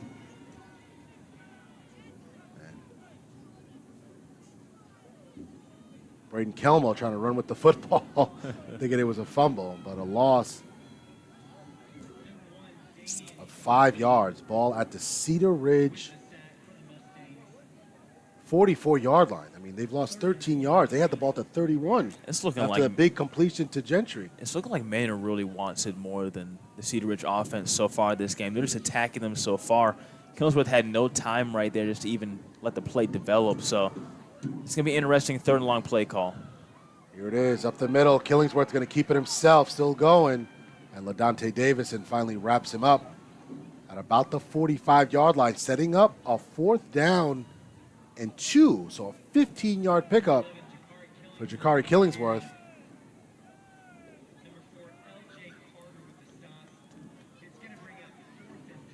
Fourth and 12, excuse me. I was looking at the first marker, not the second marker, so they're going to punt it away. Yeah, the first down marker was at the 33, not the 43. So 4th and 12, excuse me. I mean, we talked about how the Cedar Ridge offense, after getting a good play, they go right back and get a flag, have a ball that's missnapped. They may fumble. And but for another this penalty.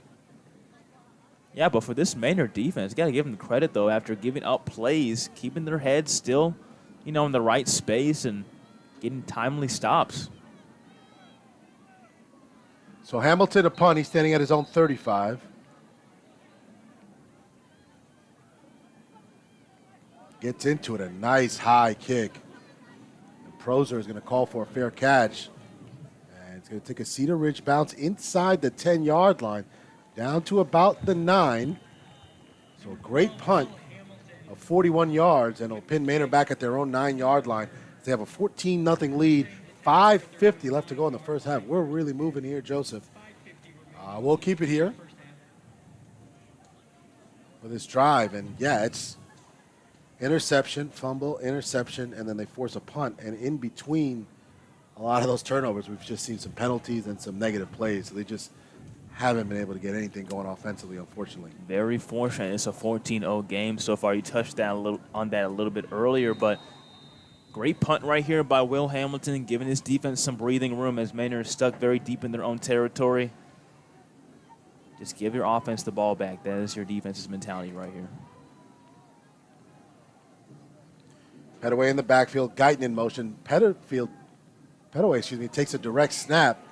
And he is wrapped up for a loss of 1 on the play. 2nd down and 11. Yeah, Petaway is definitely a threat in the Wildcat formation. But Cedar Ridge was not fooled right there.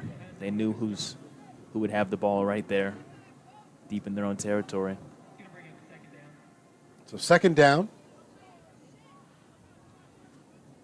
Rayshad Gray checks into the game at receiver at the bottom of your screen, covered by Carruthers.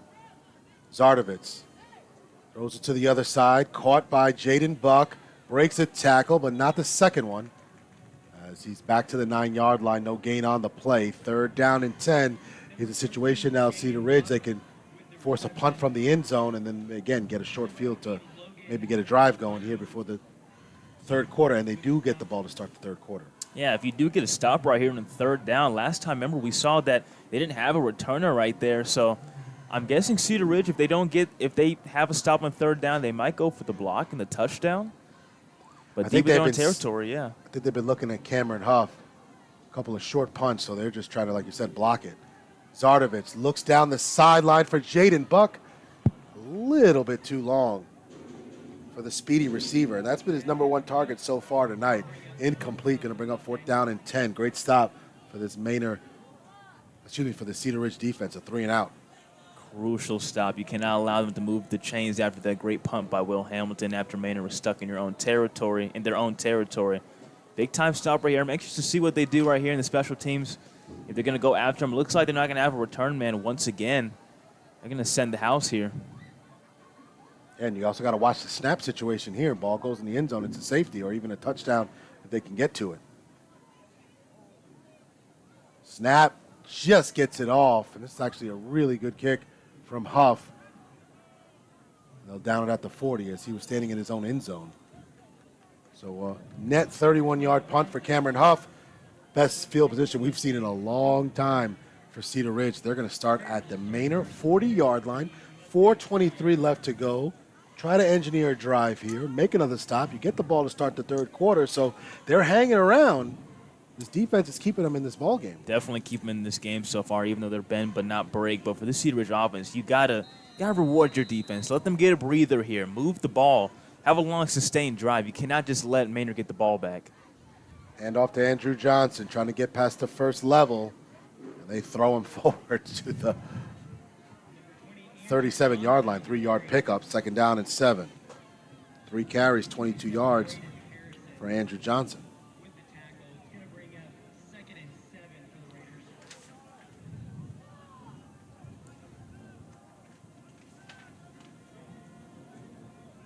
Second and 7 from the 37. Killingsworth keeping it on the direct snap. Maybe gets a yard. 3rd down and 6. For the Cedar Ridge receivers here, which I'm assuming is going to be a pass play. Got to know your down marker right here for the 1st down. Being aware of the sidelines, knowing that you have enough to go for the 1st down here because your offense needs it more than ever. 3rd down and 6 for the Cedar Ridge offense. Trying to take advantage of a short field. They got the ball at the 40-yard line in Manor territory. 3:22 and counting left to go in the first half. Manor with a 14-0 lead. Ramsey in motion.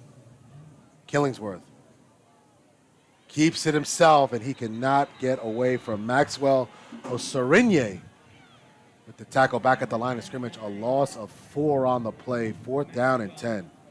And Killingsworth will probably want that zone read back right there because it looked like he should just hand the ball off right there to Andrew Johnson. Looked like there was some space up there up the middle. And now a big-time 4th down call. I think they might at least try to look for going it forward on 4th down, maybe. They got their timeouts, so play clock at 10, and they really aren't moving the ball at the line yet. Here they go now with 5 seconds. And now timeout called by Cedar Ridge. You got to always look at the play clock. That gives you an idea if they really want to run one or not. So they call their first timeout. They got them 2 left, 2:31 left to go, and again, a big 4th down upcoming. You know, they get the ball at the Manor 40-yard line, Joseph, and you think, okay, we can move the football here and do something, and they just haven't been able to do anything on this drive. Yeah, like I said, you got to reward your defense for the effort they're putting up right now. This offense put up 3 turnovers the first 3 drives, punted last time. They got to get going right here. You got to put some points on the board, or this could get ugly really quick. But you're down in Manor's territory for, I believe, the 2nd straight drive now.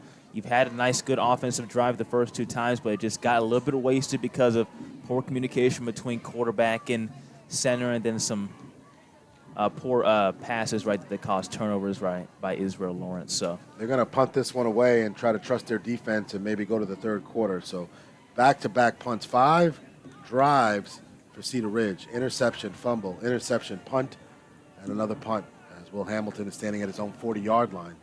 No one deep right now for Manor. 2:31 left to go in the first half.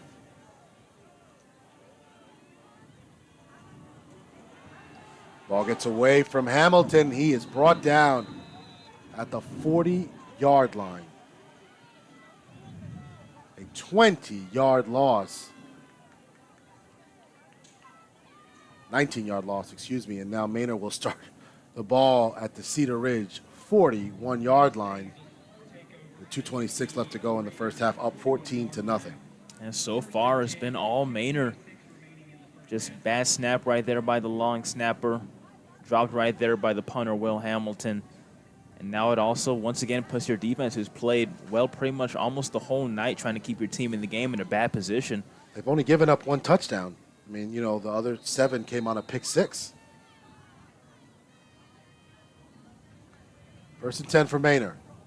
Little flea flicker. Throwing deep, wide open is Peyton Guyton, and he's got it for a 41-yard touchdown. It's like a double flea flicker. Gave it to Petaway. Petaway gave it to Buhendwa. Buhendwa back to Zardovitz. And wide open was Peyton Guyton in the back of the end zone for a 41-yard touchdown. His 5th of the season. 20-0 Manor. 2:17 left to go in the first half. Beautiful play right there by Manor. Guyton right there was just open, wide open. He could have waltzed in, really. He was just that wide open towards the end. Beautiful play development right there. Great play call. Easy touchdown. Manor realizes they're missing a lineman for this extra point. Also the 5th touchdown of the season for Guyton. What a season he's having so far with 376 yards. Pierre-Paul holds. Villalba kick is good. 1 play, 41 yards. A touchdown of Peyton Guyton is 21-0. Manor here on the iHSFAN Webcast Network. We'll be right back after this.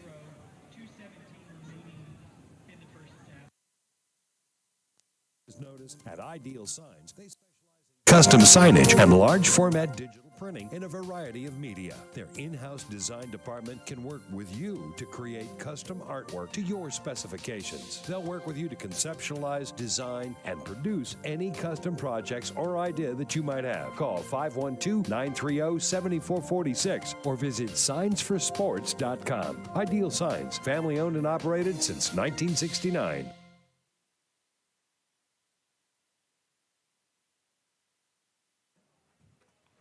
A 41-yard double flea flicker. I'm not even sure what you call that, Joseph Duffy, as they gave it to Petaway. Petaway gave it to Buhendwa, and then Buhendwa back to Zardovitz, and then threw a seam right down the middle. Peyton Guyton, who was waiting all night for it to come down from the sky, and he runs it in for a touchdown. And ball goes to the end zone. They'll take the fair catch as Josiah Ray finally gets to it. And ball will be at the 25-yard line. 2:17, 21-0. Manor leads it. 3 turnovers, a punt, and then a turnover on downs. When they tried to punt, it ended up being a 20-yard loss on the bad snap. Right now, I mean, for this offense, just about pride right now. You need a long, sustained drive. They haven't had that so far today in the game. They've all been quick drives, getting off the field, not allowing your defense to also recover. It'd be good right here if you can just drain this clock going into the half and get a late score possibly. You don't want to give the ball back to Manor right now, not the way they're moving the football. Absolutely. They'll keep Ramsey in motion. High snap, trying to get to Hamilton, and they finally do. So he's dropped for a 2-yard loss at the 23-yard line.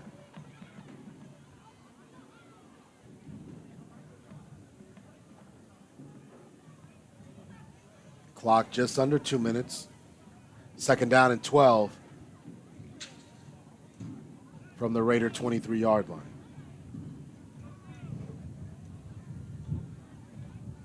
Let's maybe find something for Junior Gentry to go get. Killingsworth rolls out, throws to the sideline to Jake McGill. Makes the catch at the 29-yard line. I would like to see more inclusion of Junior Gentry. I mean, he's dangerous when he has the ball in his hands. You saw in that slant route about the 2nd drive of the game. 3rd and 6, caught by Ramsey to midfield.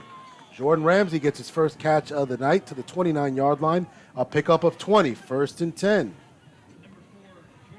Great opportunity for this offense to finish on the right foot going into the half. Got to be careful with the ball.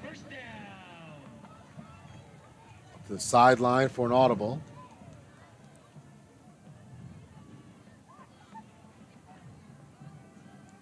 Killingsworth. Quick hitter out to Aguirre into Manor territory to the Manor 48-yard line. A pickup of 3, 2nd and 7.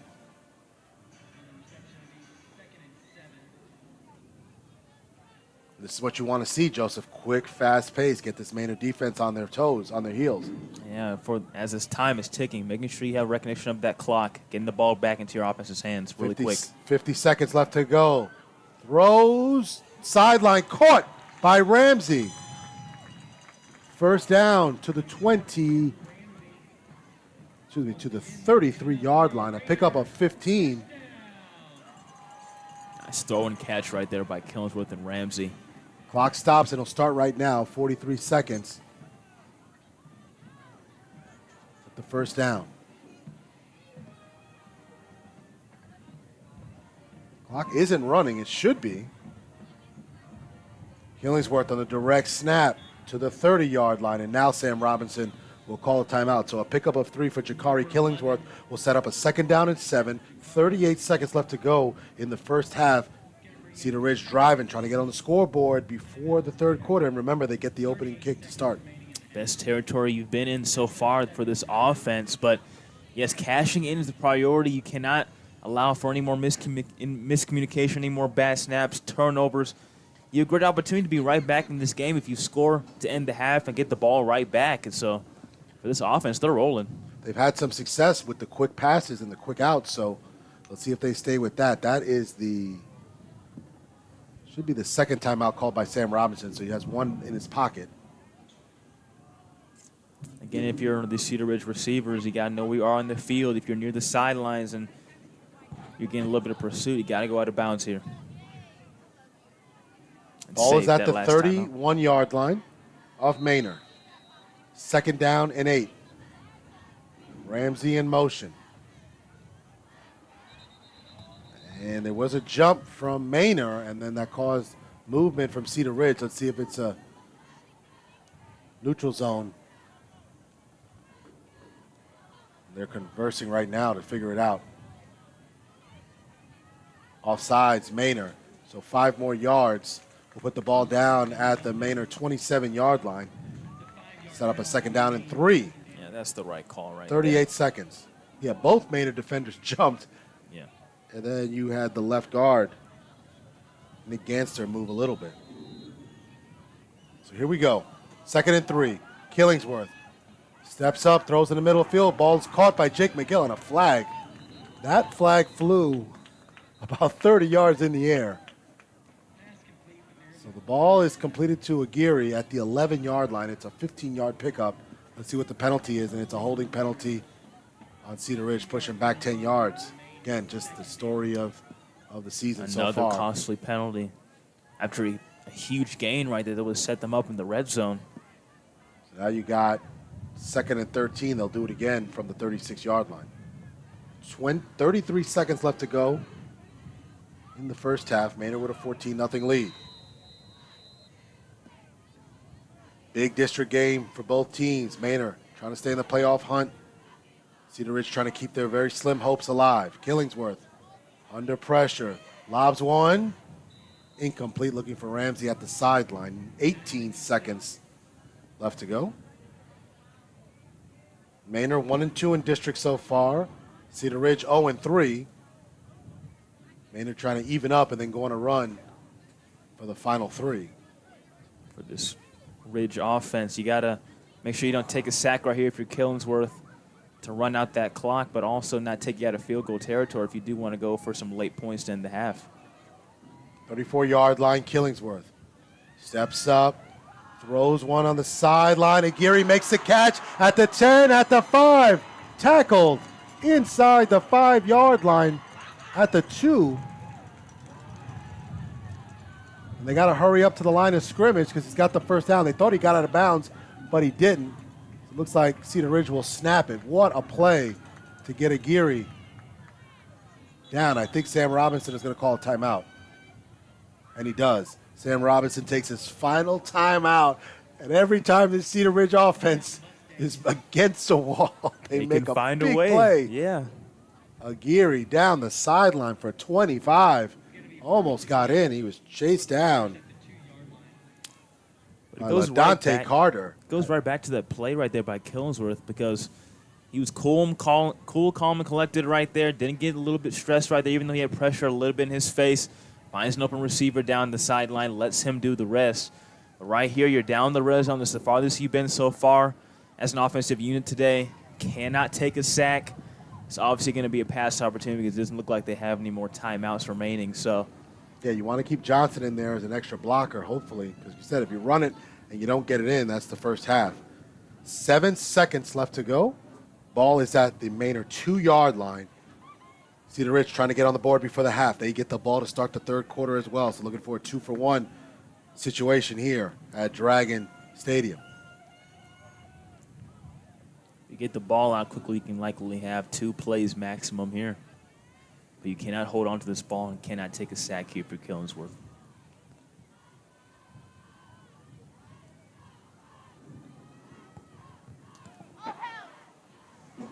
Yeah, they got these Manor guys. Essentially, this defense could hold hands and stretch their arm out and cover the entire line of the goal line. You got Junior Gentry at the top of your screen against Javon Pierre-Paul, and at the bottom of your screen, you got Jake McGill against LaDante Carter. Great size in this defensive unit all around.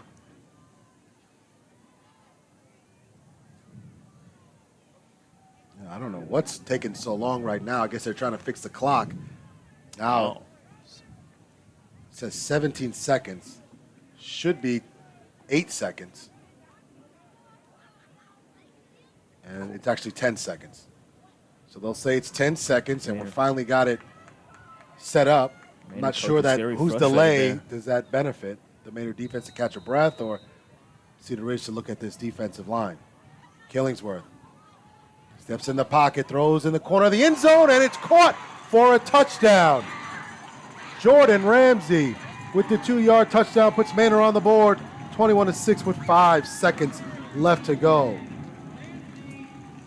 Great ball right there by Killingsworth, putting it where only his receiver could catch it, far on the far side of the end zone. And they're going to kind of do this weird 2-point formation. Gentry to Killingsworth, throws to McGill, looking for blockers, and he is wrapped up and dropped by Darian Godley. So the 2-point conversion is no good. It's 21-6, 5 seconds left to go in the first half. We're going to be getting ready to go to halftime. As looking forward to see the Manor Band and then the Cedar Ridge headliners. After that, Joseph Duffy, Emmanuel Ramirez with the halftime report. But good to see them get on the board right before the half, Joseph. Absolutely. An offensive unit that was struggling for the first 4 to 5 drives right there, finally cashing in. But that's the story right there for this offense so far. They've struggled, but they're just up and down like a roller coaster. They have good starts to the drives, but the penalties, the miscommunication on the snaps right there caused them to lose yards. And then ultimately the turnovers right there. We saw the 3 interceptions and the fumble right there. But for this offense right here, you just have to cash in when you get the ball back. You're right back in this game. This team is never out of it seems like. So a 2-yard touchdown for Jordan Ramsey. They go for 2, don't get it. So it's 21-6, and they'll be kicking off to Manor.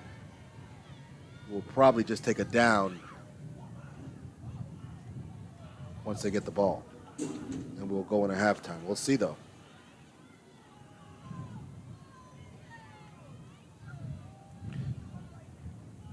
So it took 6 possessions for Manor to get their first points of the ball game.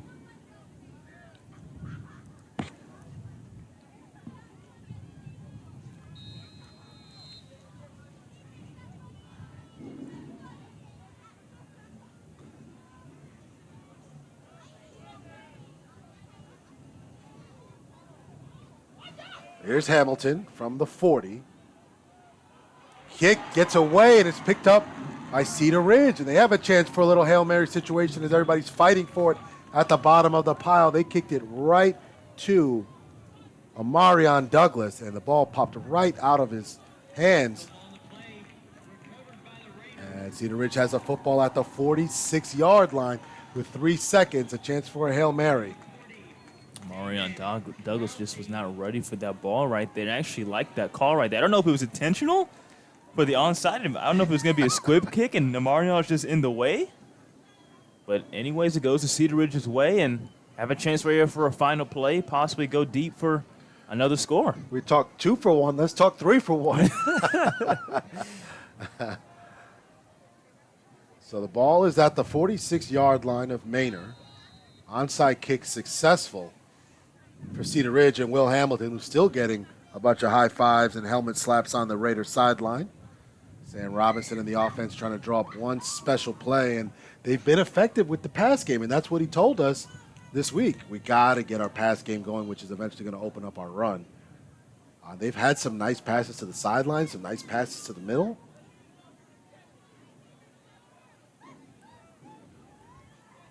Looks like Maynard's going to call one of their timeouts here. Gets set up. I mean, they're putting 6 guys inside the 10-yard line. So, again, you got to think with Jakari rolling out, he's got to remember the ball's at the 46. So, if you want to kind of run and heave one up in the air, you got to make sure you don't cross that line of scrimmage. But wonder if we'll see some laterals here or. Yeah, I'm anxious to see if Killingsworth has a strong arm here, if they do want to go deep. But if not, I expect a lot of laterals right here. A little bit of trickery, maybe a hook and ladder. You never know right here in Texas high school football. You just look at his delivery. He kind of comes 3/4 a little bit. So I just wonder if he can get that up in the air to heave it about 50 yards downfield. But we're going to see right now as it's 21-6, getting ready to go to halftime. But Cedar Ridge with a successful onside kick opportunity as they kicked it directly at Amarion Douglas, and it was right off his chest. And Cedar Ridge got to it and picked the football up. There was a lot of people under that pile, so we couldn't see who got it. But here we go, Junior Gentry to the top of your screen. The Hail Mary's alive and well for those who watched West Virginia and Houston last night. Here you go. They'll rush 3. Killingsworth was throwing down the sideline for Ramsey, and he wasn't ready for it. Coach Robinson is saying there should be 1 second left on the clock, and we got a little bit of extracurricular activity with Damian Godley. They had Jordan Ramsey on a wheel route wide open, and he didn't even look for the ball. A lot of space. Again, miscommunication right there between quarterback and receiver. But for this offense right here, you ended on the right foot. You have great momentum going to the second half. You get the ball back. Great opportunity to get right back into this game. It's only a 15-point game. Absolutely. So we're going to come back. I'm going to give you some of the Manor band. We're going to have Emmanuel and Joseph break down the first half. Then we'll have your Cedar Ridge headliners give you a performance at the bottom of the halftime report. So we're going to take a couple of commercial breaks. You're watching Round Rock ISD football on the iHSFAN Webcast Network.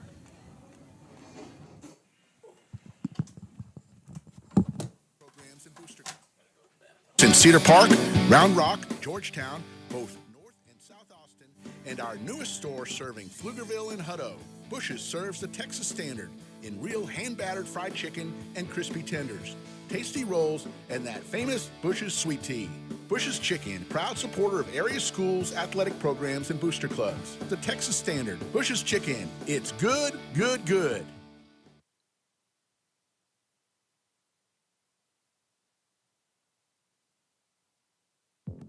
I've always wanted an EV, but until I saw the sleek Ford Mach-E, I didn't know just how exhilarating it could be to drive one. The Mach-E is the perfect balance between power and utility, and with features like adaptive cruise control, in-dash entertainment screen, and lane monitoring, my daily commute to training is effortless.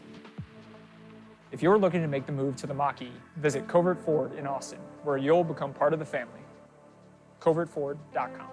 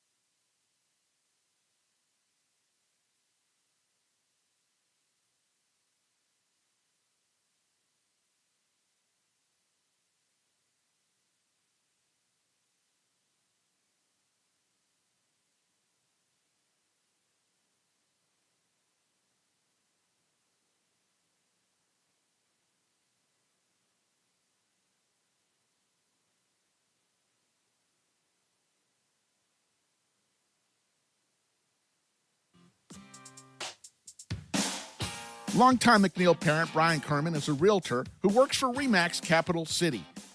Brian is involved in helping Round Rock families buy, sell, invest, and lease properties in the greater Austin area. He has been doing so for over 24 years.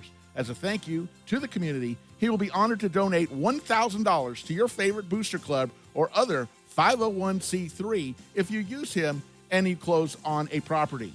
We hope you will contact Brian for all of your real estate needs at 512-921-4490 or at briankerman@remax.net. All right, welcome back to the iHS Fan Webcast Network presented by Covert Ford. Your score for the visiting Manor Mustangs coming to visit Cedar Ridge Raiders here at Dragon Stadium. Manor winning 21-6 so far after the first half. Up and down roller coaster kind of half for Cedar Ridge's offense right there. Emmanuel Ramirez, who I'm joined with. What are your thoughts on the first half so far? Yeah, we talked about this a lot. You and I are week one crew, So first week of the season, you and I were out in Gupton Stadium, I believe. Yep. Taking a beautiful look at that beautiful stadium. That's an amazing stadium, by the way. But we're in the here and now right now. So one thing that I'm thinking about is just, we talked about it a lot, but it's drive killers, right? It's this term that we threw around in week one a lot. And it was because of, as we talked about, the miscues between center and quarterback and the bad snaps, and it forces you back. For most of the half, it was a lot of drive killers. Right. It was the self-inflicted wounds, the interceptions, things like that. If you think about it right now, if the Raiders don't have a fumble that forces them back to the 7-yard line, they probably don't throw a pick that goes back for 6. Exactly. Right? And now you're looking at a 6-14 ball game, which is a lot more manageable and a lot better looking of a score than a 6-21. Right? Mm-hmm. And so, but credit where credit is due definitely goes to how they were able to bounce back and really get some work done in the passing game. That last drive was a lot of just straight passes. There are a few runs to keep the defense honest, but realistically, that was Killingsworth saying, "Hey, I'm going to take this thing down here, and we're going to score, and we're going to get ourselves right back into this one."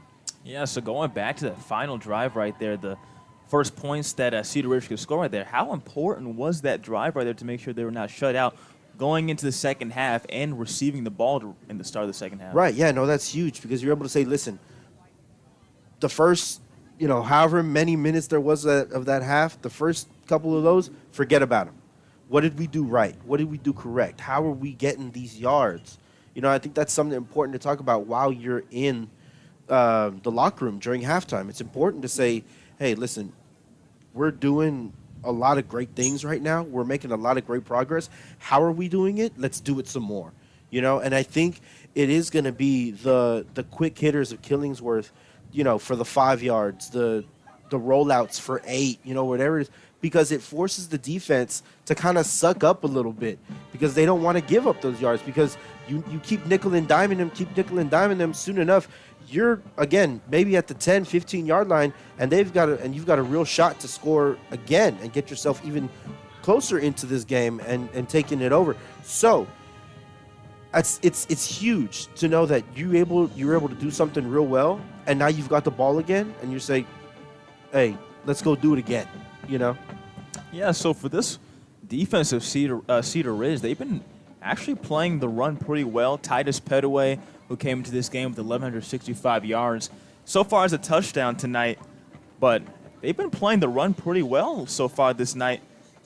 What else can they do in the second half to make sure that he doesn't go crazy in the second half, along with Guyton, who got a late touchdown after a trick play too? Yeah. I think the most important thing, especially in your run game, is to continue to just stay in the box.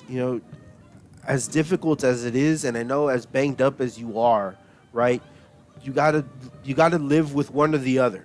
And you gotta live with either we're gonna live with getting beat every now and then through the air, or we gotta live with getting beat every now and then through the run. And I think it's important that you stop the run because every time that it's an incompleted pass, that means that means clock to stop. That's time for you to get the ball back. That's time for you to operate, right? So I think the most important thing is stay consistent on stopping the run. Let the passing game be the passing game. We saw it, throughout this whole first half.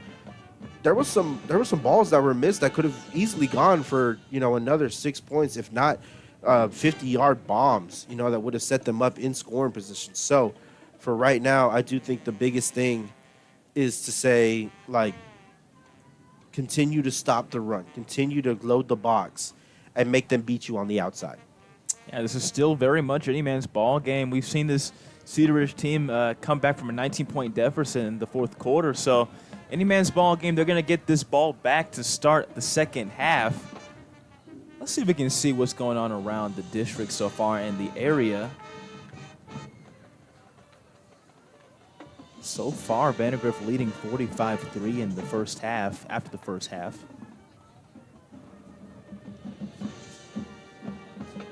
(7-7) McNeil and Round Rock Westwood so far.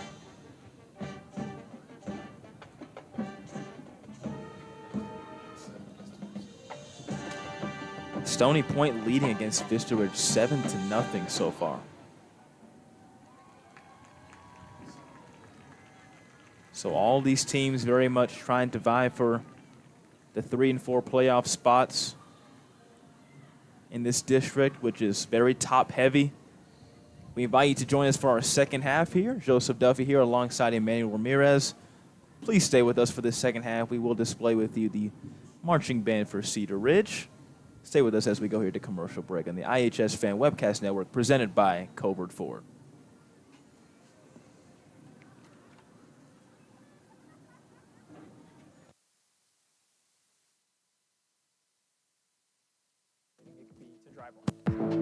The Mach-E is the perfect balance between power and utility. And with features like adaptive cruise control, in-dash entertainment screen, and lane monitoring, my daily commute to training is effortless. If you're looking to make the move to the Mach-E, visit Covert Ford in Austin, where you'll become part of the family. CovertFord.com.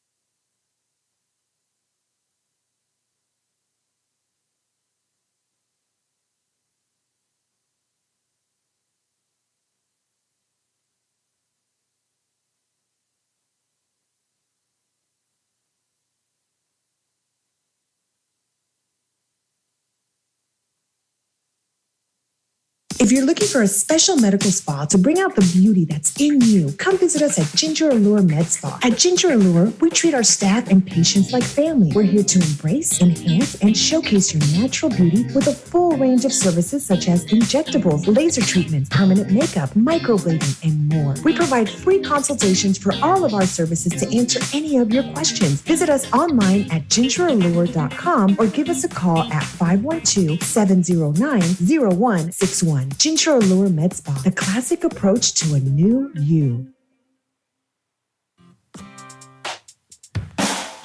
Longtime McNeil parent Brian Kerman is a realtor who works for RE/MAX Capital City. Brian is involved in helping Round Rock families buy, sell, invest, and lease properties in the greater Austin area. He's been doing so for over 24 years. As a thank you to the community, he will be honored to donate $1,000 to your favorite booster club or other 501c3 if you use him and you close on a property. We hope you will contact Brian for all of your real estate needs at 512-921-4490 or at briankerman@remax.net.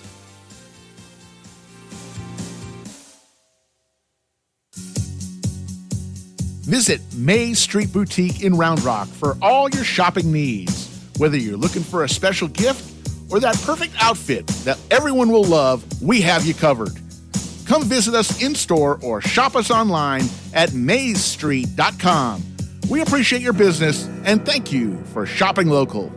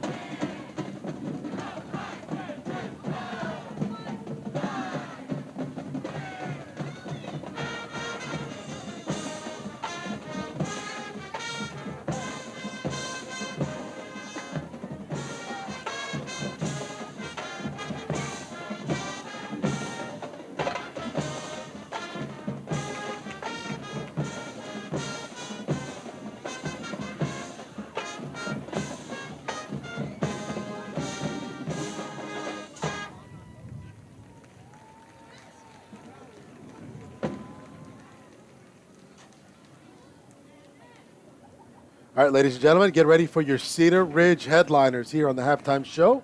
So we're about 14 minutes away from kickoff of the second half.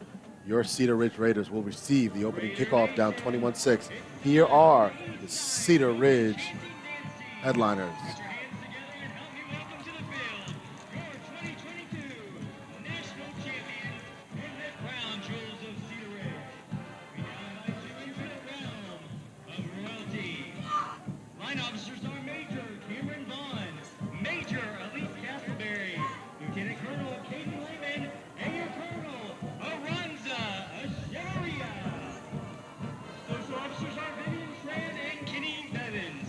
Vice President is Olivia Torres and President Sophia Menzier.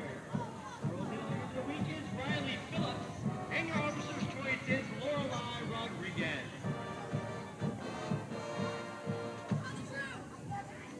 Our two-time overall grand champion royalty dance team will now perform their family and friend dance to the Miley Cyrus pop hit Flowers. Music will be performed by our electrifying Raider Band.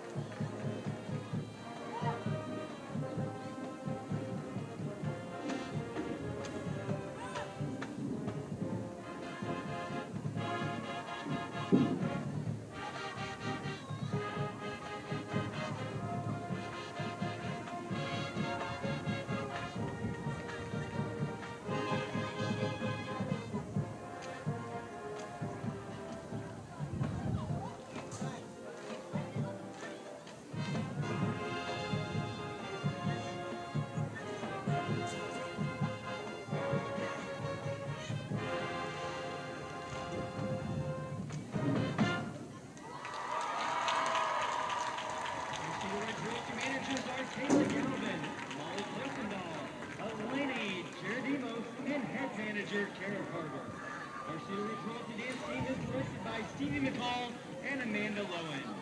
Royalty would like to take this time to thank several of our sponsors. Gold sponsor, Wildflower Orthodontics.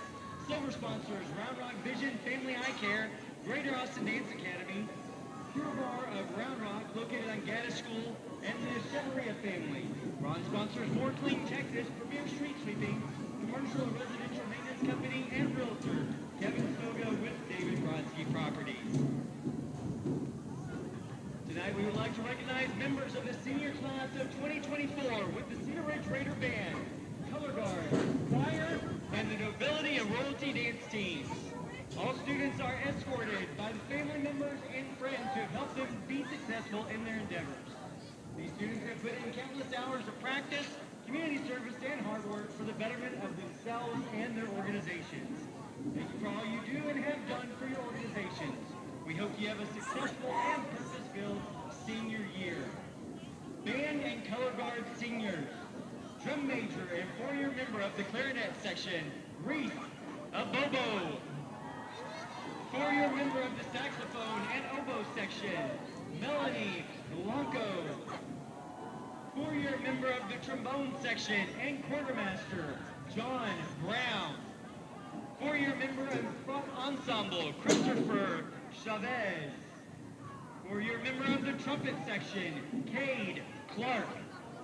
Four-year member of the saxophone section, music tech, social officer, and librarian, Chase Cortez.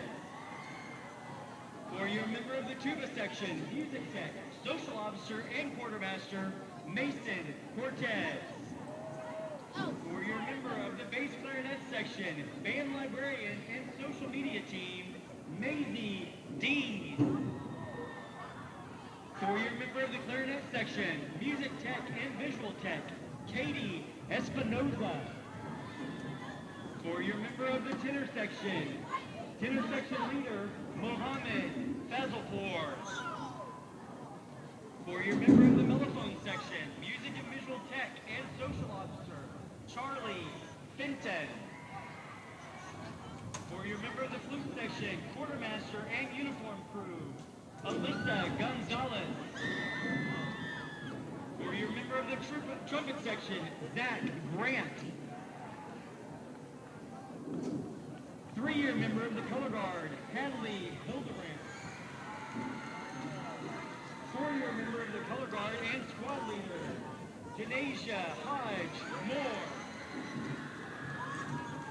Four-year member of the flute and piccolo section, visual tech and social media team, Charlie Hoffines. Four-year member of the clarinet section and band president, Caden Kim. Four-year member of the oboe and front ensemble section leader, Keanu Law. Four-year member of the snare section, Hannah Lewis. Four-year member of the flute and piccolo section, Omaya Long. Four-year member of the tuba section, Joshua Mankey. Four-year member of the euphonium section, Kevin Marin. Four-year member of the flute section and visual tech, Elena Marquez. Drum major, four-year member of the trombone section, visual tech, music tech, and social officer, Mason Miller. Four-year member of the trombone section, Will Moore. Member of the trumpet section, Alyssa Marino. Four-year member of the tenor section, John Marino. Four-year member of the trombone section, William Morford. Four-year drum set player, Rowan Neighbors. Two-year member of the front ensemble, Sonia Polsiri. Four-year member of the snare section, Connor Randall. Four-year member of the snare section, drum captain and center snare, Alyssa Ray. Four-year member of the color guard and social officer, Tatiana Reyes.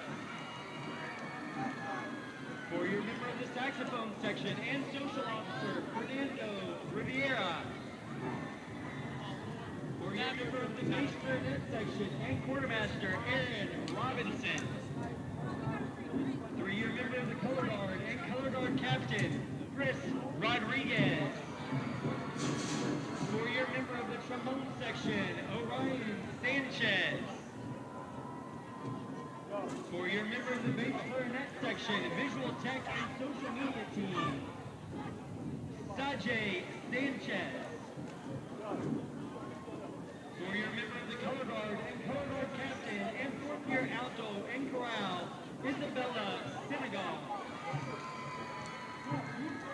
Four-year member of the bass trombone and baritone sections and social media team, Allie Smith.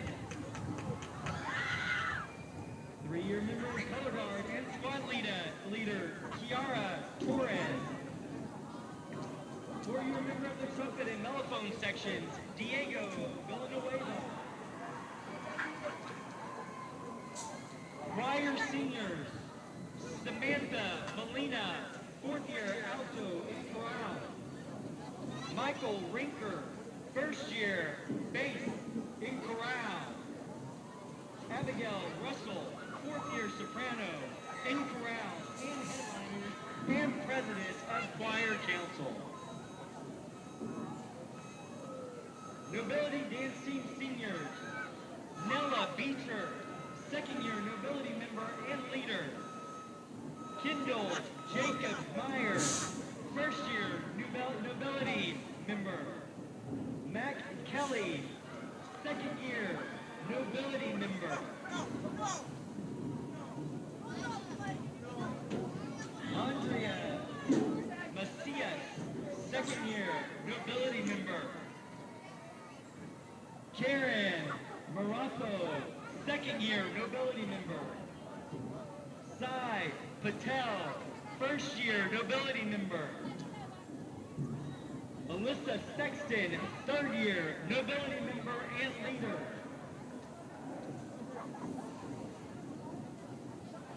Royalty Dance Team seniors. Kennedy Bevins, third year royalty line member and social officer. Kara Carter, third year royalty member and head manager.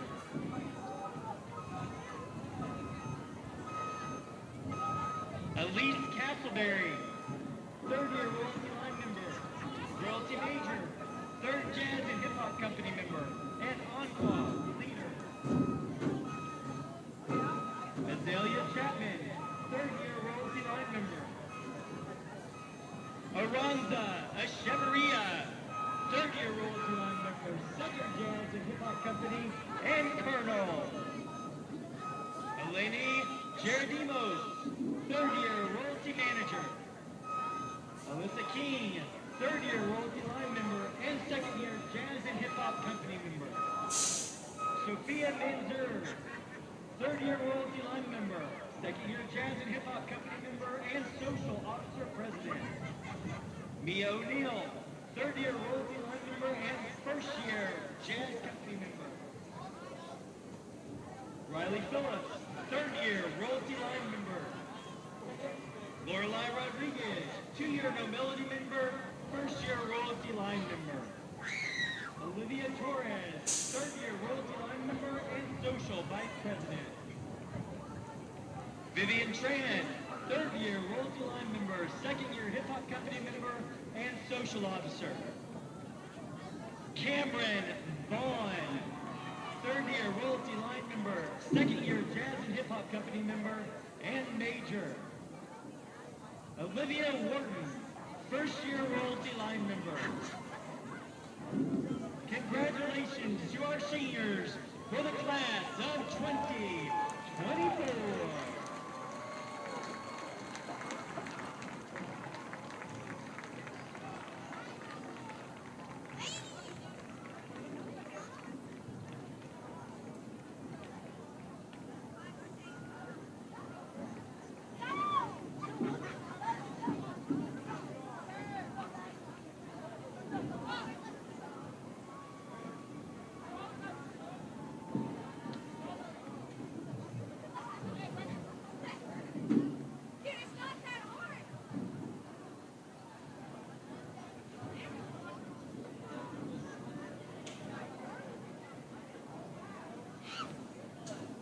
Ready for the second half.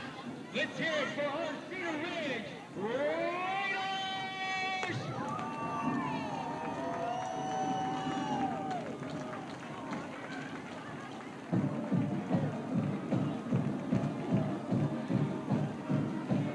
All right, welcome back to the iHSFAN Webcast Network presented by Covert Ford. Getting ready to start the second half here. I'm Joseph Duffy alongside Emmanuel Ramirez. Emmanuel, how you doing, my friend? Always a pleasure to be on the mic with you, Joseph. Always a pleasure, man. Yeah, we got ourselves a 21-6 ball game. The visiting Manor Mustangs leading right now to the first half. It was looking pretty one-sided, Emmanuel, for the most part, but Cedar Ridge was able to be resilient again, get a final touchdown drive to end that first half. Yeah, definitely. You know, you mentioned it before we went into the half. You ended on the right foot, right? That's the best thing that you can ask for after a first half like that. You want to continue walking on the right feet for now, and I think this first possession is extremely important in understanding if this team is able to really be competitive for the rest of this one. Yeah, for sure. So Cedar Ridge getting the ball to receive to start the half. Got a little bit of an onside kick at the end of that first half. Almost thought they could have gotten a Hail Mary attempt, but just a little bit of miscommunication right there between Killingsworth and Jordan Ramsey. But great opportunity for this Cedar Ridge offense to start the half off on the right foot, make it a one-possession game after trailing for the majority of this ball game in the first half. Yeah, definitely. I would definitely say so. I think one of the biggest things is, can they limit those drive killers? Can they limit those self-inflicted wounds and those miscommunications? If they're able to do that, then I think this is a completely different team, and I think this is a completely different ball game. Yeah, those drive killers. Speaking of the interception, the first drive, and then a fumble by Malik Hamilton, then another interception by LeCompte, and then a punt, and then a turnover on downs, and then finally cashing in the 2-yard touchdown by Ramsey. So here we go here in the second half. Kickoff here at Dragon Stadium, 80 degrees. Return here by Cedar Ridge. Finding space on the edge. Very solid return there to put the Raiders offense at about the 43-yard line. Great return, Josiah Ray. Turning on the Jets. Golly, how fast can you run? Only a few yards right there to get into Manor territory. But like we talked about before in the first half, trying to stack gracefully one on top of the other, just trying to get first downs. Right. For an offense that's been struggling for the majority of the year. Yeah, absolutely. And I think at one point you say, let's start throwing caution to the wind, and let's start pulling some things out. We got hit with a double reverse flea flicker play. Why don't we pull something out like that? So Ramsey motioning, Killingsworth in the backfield along with Johnson. Johnson gets the reception from the backfield. He's going to make a move upfield. And he's going to get about, looks to be 9 yards right there, just shy of the first down marker. He's going to make it 2nd down and 1. All right, that was a great design play. You had your receivers blocking, made some great blocks. He was able to find a seam. Great play design. Gave you 9 yards. First catch of the day for Andrew Johnson. Ramsey motioning one more time. Killingsworth the handoff. Now to Malik Hamilton, who's trying to find an edge. Going to evade a few tackles. And is going to get a gain for the first down. Hey, coming out of the half, this is exactly what you want to see, right? Both teams should be fully rested. They should be fully ready to go. And you have, the Raiders who are able to kind of move at will right now. So first down right here, now in Manor territory for the Cedar Ridge Raiders. Trying to go a little quicker. Looks like they got him off sides. Killingsworth's going to go downfield to Ramsey, who's wide open on the seam. That's going to be another first down. I think they're going to decline that after Manor jumped off sides. And, and this is really one of those things where this is a fast start, and it seems like the Mustangs are kind of on their heels right now. They're not too sure what to do.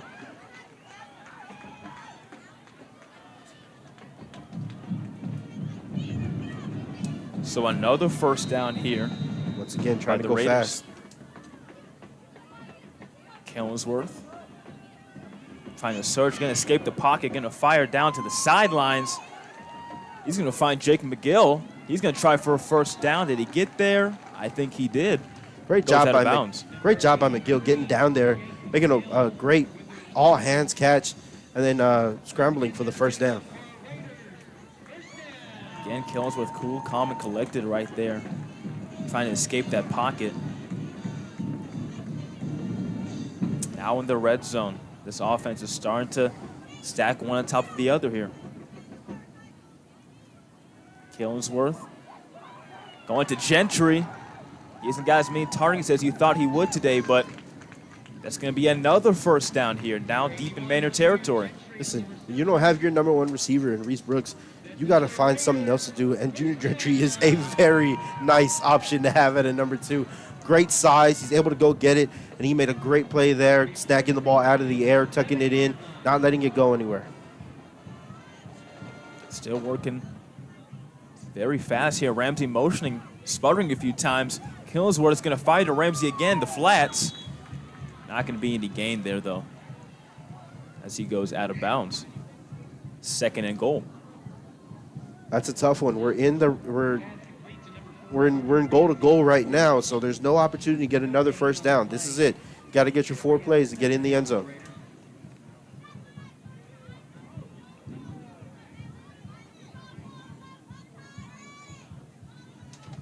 (21-6) ball game as the time ticks to about 9:18 left in the third quarter. Killingsworth trying to find a receiver, trying to motion somebody to get open. He's going to fire at the back of the end zone, caught by Gentry, but he's going to be out of bounds. Pass is incomplete. That was a beautiful snag. Wow, but Killingsworth kind of had his feet going. They weren't really set. Gentry was open on his initial route that was a post to the middle of the end zone. His eyes just weren't up. He was looking to scramble. Didn't work out that time. Third down right now. Third down has been the story for Cedar Ridge today. At times there's been miscommunication after getting big chunk yards in offense, sometimes some turnovers. There's McGill motioning now. Killingsworth going to look towards his left, firing towards the edge of the end zone, but incomplete is what the ref rules. And that one was close. I mean, I think he did a great job to drag his feet before he was out of bounds. Oh, man, that one really was difficult. I really thought Riley Aguirre got his feet in there, but the only opinion that matters right there is the official in the back of the end zone at the end of the day. So Cedar Ridge is going to elect for a field goal try to make this a 12-point game. Out comes Will Hamilton.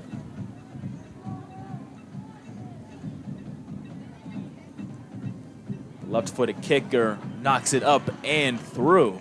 The field goal try is good. It is 21-9. Manor still leads. I mean, you always got to look at the bright side, right? Look at the silver lining. You were able to move, I mean, extremely well, really with no resistance until you got into the goal and goal zone. So I think that's something that you got to take with you. You got to understand, great, all this worked, keep going. If it's not broke, don't fix it. I think, and you got to keep this real simple. You know, I think if you try to get a lot of combinations going and all these different route packages and things like that, it just makes the game too complicated. You have such a talented team, let them go out and play football.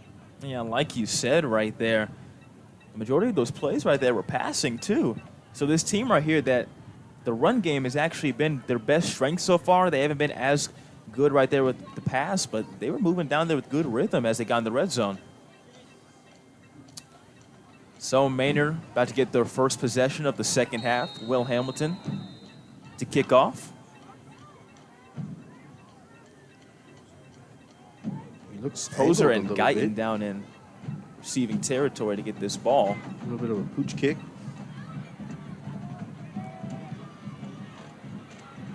Out to the 30, A lot 40. of space out here for Manor. And this is going to be a very solid return here, just shy of getting to Cedar Ridge territory. Cam Lewis, who's had a solid night so far. Jordan Ramsey would force him to go out of bounds. So this Cedar Ridge defense, man, he has, as we described in the first half, bend but not break. They're actually playing against the run very well against Titus Petaway, who came to the game with over 1,100 yards rushing, 300 yards receiving. Done pretty well against him so far. Yeah, absolutely. So here's Zardevet's handing off to Petaway. So once again stopped. He's going to go backwards. He's not stopped. He's going to find an edge. He's going to go down the sideline. Petaway still making moves all the way down to the Cedar Ridge 12-yard line. Massive gain right there. Just could not wrap up Petaway, who's been sensational all night for Manor. You've got to hit and wrap. You got to understand that he's an explosive player. He's one of their most dangerous players on the field. You got to get him down to the ground. It looked like they were going to be able to do that, just bounced out to the edge, and now they're in the red zone. Zardevet's going to go to the flats, but going to get tackled right there in space. He tried to find Jonathan Bodendwa. He was going to get tackled right there by Eddie Carruthers. Great job by Eddie Carruthers. Getting around that block, really laying a hit stick. Great solid tackle.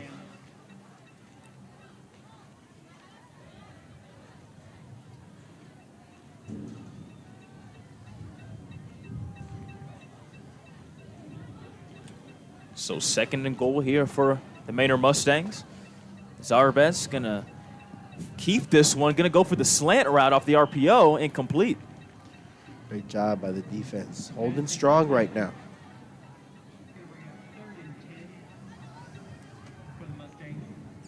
Actually going to be 3rd and 10 now. Excuse me, I thought it was 3rd and goal. Going to be 3rd and 10 here for the Manor Mustangs.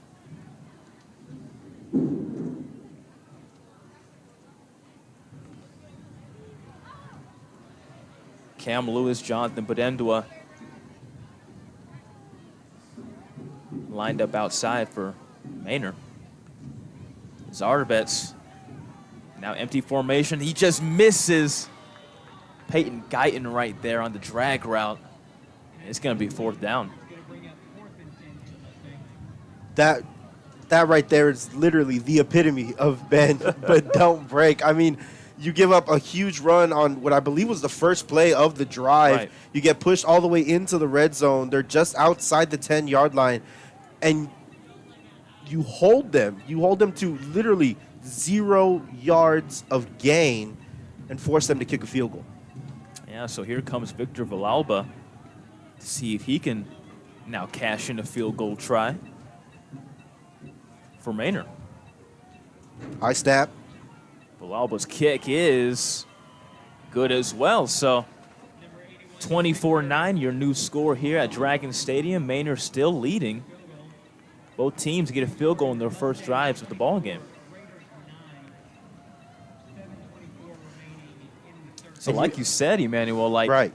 first drive right there by Manor, Petaway breaks off loose after about 4 to 5 missed tackles, find an edge, gets in the red zone right there, but the Cedar Ridge defense stands their ground, gets a stop, and only limits a field goal. Yep. And so it's plays like that that start building the momentum your way. Now, I think as important as the first drive out of the half was, this one is equally, if not more important, because you got to be able to replicate what you just did now in this drive.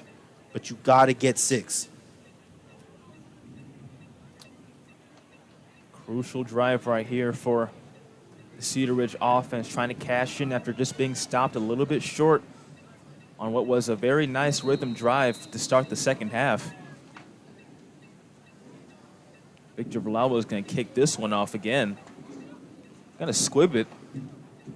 It's going to be picked up again by Josiah Ray.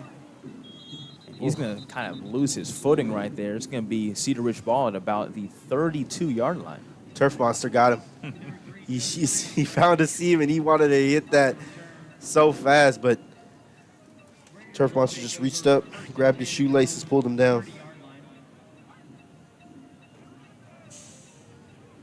But here we go. Let's see. Do they continue with the quick passes and the pass-heavy game, or do we start running the ball? Seemed to be that they got them a little bit on their heels that first drive of the second half with that quick passing game. So anxious to see what they can do here.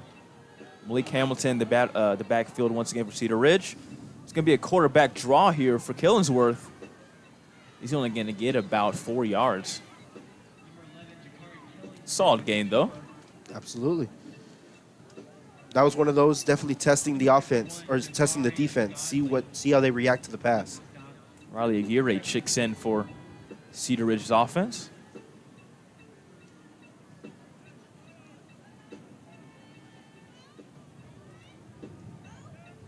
Killingsworth. That ball's just off the fingertip. Oh, it's actually intercepted by the Manor defense. That's going to be Eddie Robinson right there, the senior, 6'5", 200-pound outside linebacker. That's a hard target to get around. He's got long arms, and he's just kind of snatched that one out of the air. Looks to be that's the third interception of the ball game here for the Cedar Ridge offense. 2 by Killingsworth, 1 by the backup Max Lecomte. You know, we talk about it, right? You got to give your defense a chance to rest, just to catch their breath. Not what you want in your second drive of the half. So Manor out here to see what they can do off another timely turnover by this Manor defense who's balled out all night. Zardabes, empty formation. Gonna dump it out to the sidelines, but it's broken up. Cedar Ridge's defense thinks that's a turnover, but it was forward. It's going to be an incomplete pass.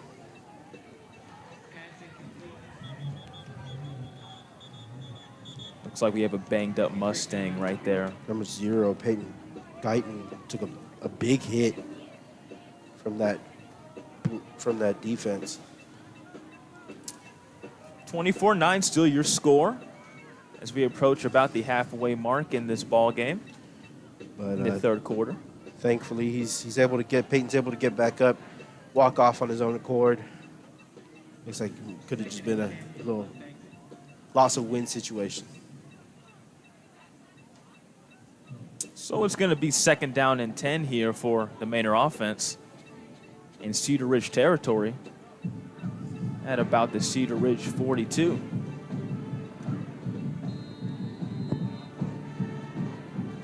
Petaway joined in the backfield now with Zardavets. Going to hand it off to Petaway. Keeps churning his feet. That's going to be about a 7-yard gain. It's going to be about 3rd and short here for the Manor Mustang offense.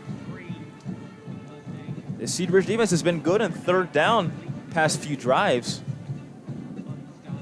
So, crucial stop they need right here if they want to stay in this game. Absolutely. A turnover flips the momentum right back to the Raiders. Zardavets going to dump it out there to Petaway, who's great at receiving back as well, and he's going to get that 1st down by about 3 yards. It's going to be about a 6-yard gain.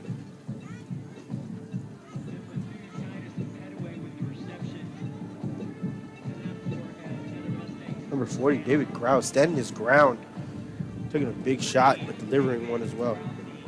And we talked about how much of a dual threat that Titus Petaway was earlier. He also has 329 receiving yards coming into this game and a touchdown out of the backfield receiving. Guyton motioning. Another handoff to Petaway. Met in the backfield. He's going to be tackled for a loss there. Great job. Christian Bazaldua, the senior, enjoying his senior night so far. Big time tackle for loss right there. That'll cost the Manor offense about a 7-yard loss. It's going to be 2nd down and 17. Yep.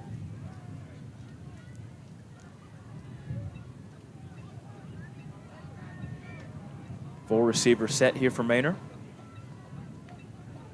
Zardavets going to dump it off to Petaway and let him work.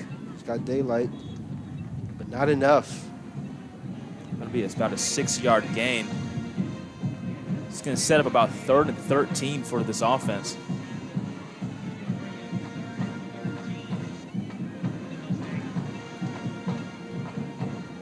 Great job by the defense, flocking to the ball, not letting anything happen on that one. He did have a seam, but they were really able to converge on the ball carrier.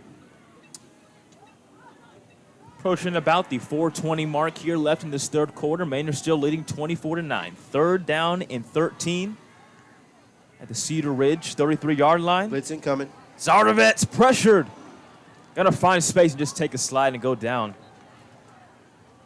Yeah, that pressure came from the left, the right, and straight up the middle. He was able to get around it, but the quarterback spy took care of the rest, cleaned up the mess. Great job by the defense. Now 4th down and 12. So Zardavets escaping that sack attempt right there. Ends up actually getting a yard. Short gain right there after getting pressure from left and right, as you said.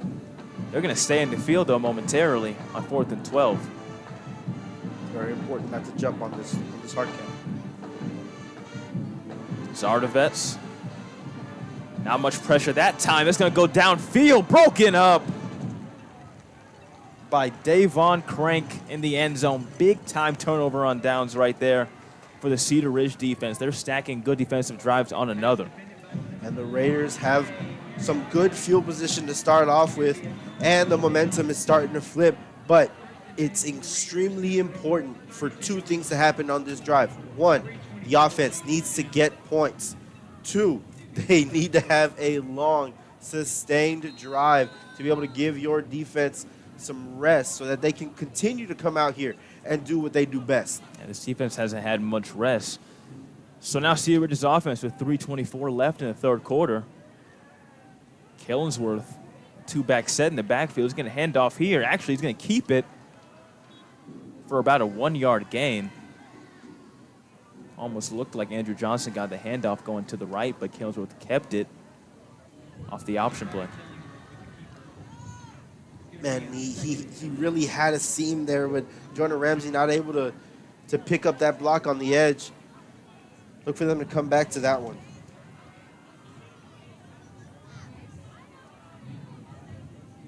So 2nd down and 9 for the Raiders. Killingsworth going to roll out towards his right. He's going to fire to Gentry for a 1st down. Great pickup. Accurate ball, especially on the move. Sets his feet, fires. Great job. For a 19-yard gain for a Raiders 1st down. So this passing game has caught a little bit of fire recently, Manny. Yeah, especially in the second half. I think what's important right now is you go north and south. Keep pushing the ball downfield. Killingsworth on 1st and 10. Looking for a man. Can't find anybody. He's going to take it himself, and he's going to get sacked. Yeah, Killingsworth wanted the home run shot. He kind of stayed stuck on wanting the home run shot. He had number 13, Riley Aguirre, right there in front of him. Just take a little dump off, see what you get, maybe 5 yards. Now you're backed up behind the sticks. Let's see if they're able to, let's see if they go with the pass again.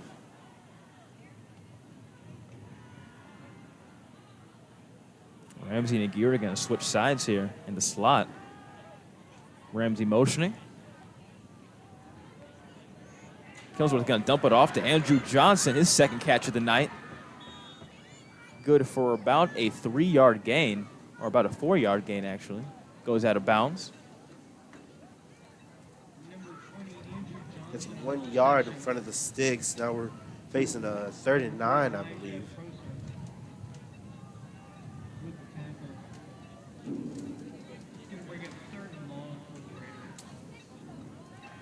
Third and long all season has been a struggle for the Cedar Ridge offense. Interesting formation here. Ramsey motioning. Killingsworth fakes to him. He's going to fire to the flats one more time to Malik Hamilton. And that's not going to be enough for a 1st down. You have to think this is possibly 4-down territory here for a team that's trying to stay in the game right here in the 3rd quarter. It looks like it is right now. They're looking towards the sideline. It looks like they're going to stay on the field. Aguirre comes on. 21, Malik Hamilton. Minute and 33 left in the 3rd quarter. Just passing the 1.5-minute mark here. Here we go, 4th and 6. Senior night here in Dragon Stadium for Cedar Ridge. Killingsworth on 4th and 6. Picked, oh, it's dropped right there. It's going to be a turnover and downs, but very fortunate right there by the Cedar Ridge offense not to get a pick 6, because it would have been a walk-in pick 6, but it's a dropped interception by Elijah Prosser, who's had a great night so far tonight for the Manor defense. Yeah, that one was difficult. Killingsworth had pressure right in his face. He wasn't really able to see how deep his receiver was. It got tipped, and that one just kind of floated in the air. Yeah, that one would have been a walk-in pick 6. He was able to get a handle. If Manor was able to get a handle on the ball. Now the defense back on the field. So here we go, about 1:15 left in the 3rd quarter. Manor's offense returning. Zarda Benson Petaway in the backfield. He's going to look for Petaway once again receiving. And he's going to have a 1st down and more and about 5 yards, a 15-yard gain receiving right there for Titus Petaway. He's had a great night so far, the senior. Yeah, he was really able to explode in space, find a crease where it didn't look like there was one. And lowers his shoulder. There was some boom. It almost seems like he's just gliding out there, man. He doesn't seem like he's running hard, but he's just blazing past people. Right. Reminds me a lot of Alvin Kamara almost. Peyton Guyton in motion. Zarvez with a new set of downs. Petaway still trying to find an edge. He's going to get about a 3-yard gain on 1st down. Yeah, I think the Mustangs understand they have no reason to throw this football. Throwing the football means if you have an incompleted pass, the time stops. You give it more time for the opposing team to be able to really do whatever they want when they get the ball back. Running the ball, you get tackled inbounds most of the time. Clock keeps ticking. You're forcing the Raiders to use some kind of timeouts. Timeout, Manor. Looks like Manor is going to actually run this clock down to the end of the third quarter. That's going to take us to the end of the third quarter with our score Mustangs. Yep, and it will be a 24-9 ball game at the end of 3 here at Dragon Stadium. Senior night for Cedar Ridge. Please stay with us here at iHSFAN Webcast Network, presented by Covert Ford, as we head to commercial break. 24-9 your score after 3.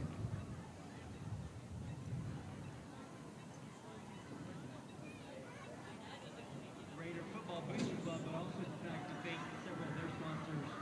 Raider Touchdown sponsors RK Electric and JLL Commercial Real Estate. Raider Field Goal sponsors. We're actually going to stay here with you. This is the fourth quarter starts. 24-9 Mustangs as they flip on the other side of the field to start the fourth quarter. Very important to keep this one a 2-score game. A 2-score game is manageable. This run defense for the Raiders, man, he has had a great start, but they're starting to get a little bit worn out in the second half with this great run that is Titus Petaway. Zardevet's on 2nd and 8. Going to look off a slant route to Peyton Guyton, but that one's going to be incomplete off the hands.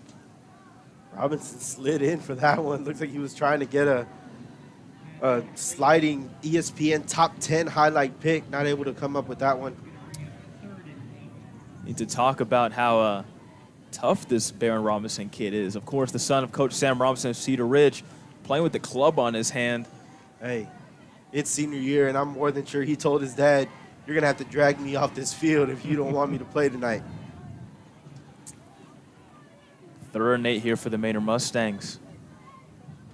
Zardevet's trying to tell his O-line to get down so they can snap. Guyton going behind Zardevet. They're going to catch Petaway on the screenplay. Petaway once again dangerous, finding a hole down the sideline, and he is going to get just shy of the touchdown marker in the end zone. But a solid slip screen game right there. There's a flag on the field. We have possible holding here. I think that's just a fallen pylon, actually. I don't think there's any. No. Is there a penalty? Oh.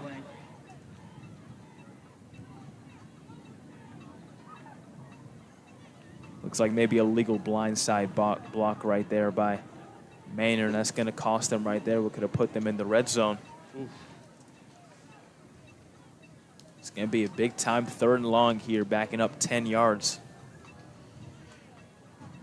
And again, if Manor doesn't get this, do they go for it on 4th? They went for it last time. They saw something that they could exploit, not able to connect on that one. But first off, let's play this first down, see how it goes on this one. Definitely depends on what they can get on this 3rd down play. They have gotten a lot of plays off that screen, like the one we saw previous play right there by Petaway, the little slip screen that's getting big chunk yards when they need it the most. 4 receivers for Manor. Petaway's going to split out wide. Zardevet's going to go deep down the sideline. Oh, and that's going to be a penalty right there by Cedar Ridge. And I think that's going to be pass interference as he got there just a little bit early. Yeah, Davon Crank. Yeah, he really did. Davon Crank got there, like you said, just a little bit early. Yeah, that one was clear to see. I think it was one of those plays where it's like, hey, this could be a touchdown, but we're going to live to fight it another day, so I'll take the yards. But we're still on the field. Yeah, receiver wide open down the sideline, no one even in his vicinity. Zardevet tries to take his shot deep, but looks like there was nobody there, so Crank just decided to take the flag with it and not cost 6. So fresh set of downs here for the Manor Mustangs.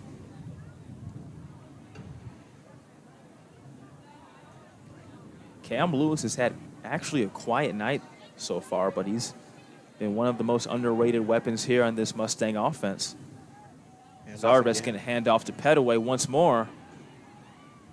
Just shaking defenders off. And he's going to have a first down here for the Mustangs. Yeah, it seems like he's just getting stronger as the game goes on. It's getting harder and harder to bring him down. The defense is really going to have to utilize just the fact that they gang tackle every single time, really crashing in on him. Yeah, Manor has no reason to throw this football.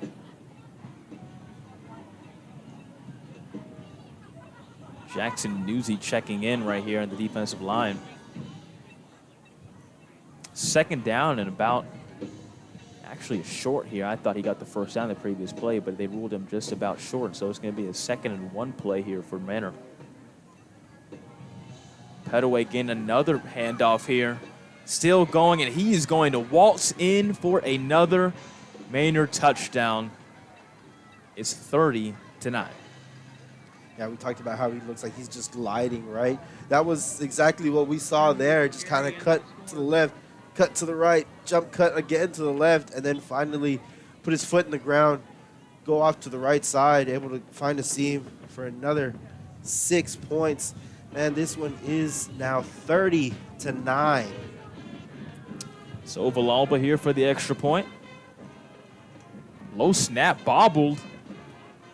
Going to be taken here by the holder, and he's going to get stopped just shy. But, man, he got popped right there. Man, big time hit. Got to respect the young man putting his body on the line, trying to get some points, trying to make something happen. Yeah, like you said, bobbled snap, and that was actually number 15, Camden Huff, the sophomore. So the score is going to remain at 30-9 here at Dragon Stadium. About 78 degrees here on a Cedar Ridge senior night. We'll see if Cedar Ridge can still keep fighting till the end like we've seen them do so many times under Coach Sam Robinson's leadership.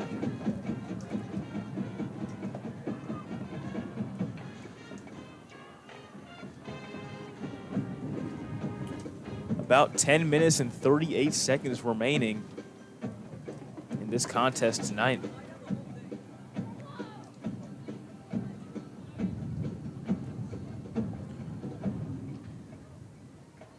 All right, so here's Villalba to kick off to Cedar Ridge, 30-9. Both teams have had some issues with the extra points.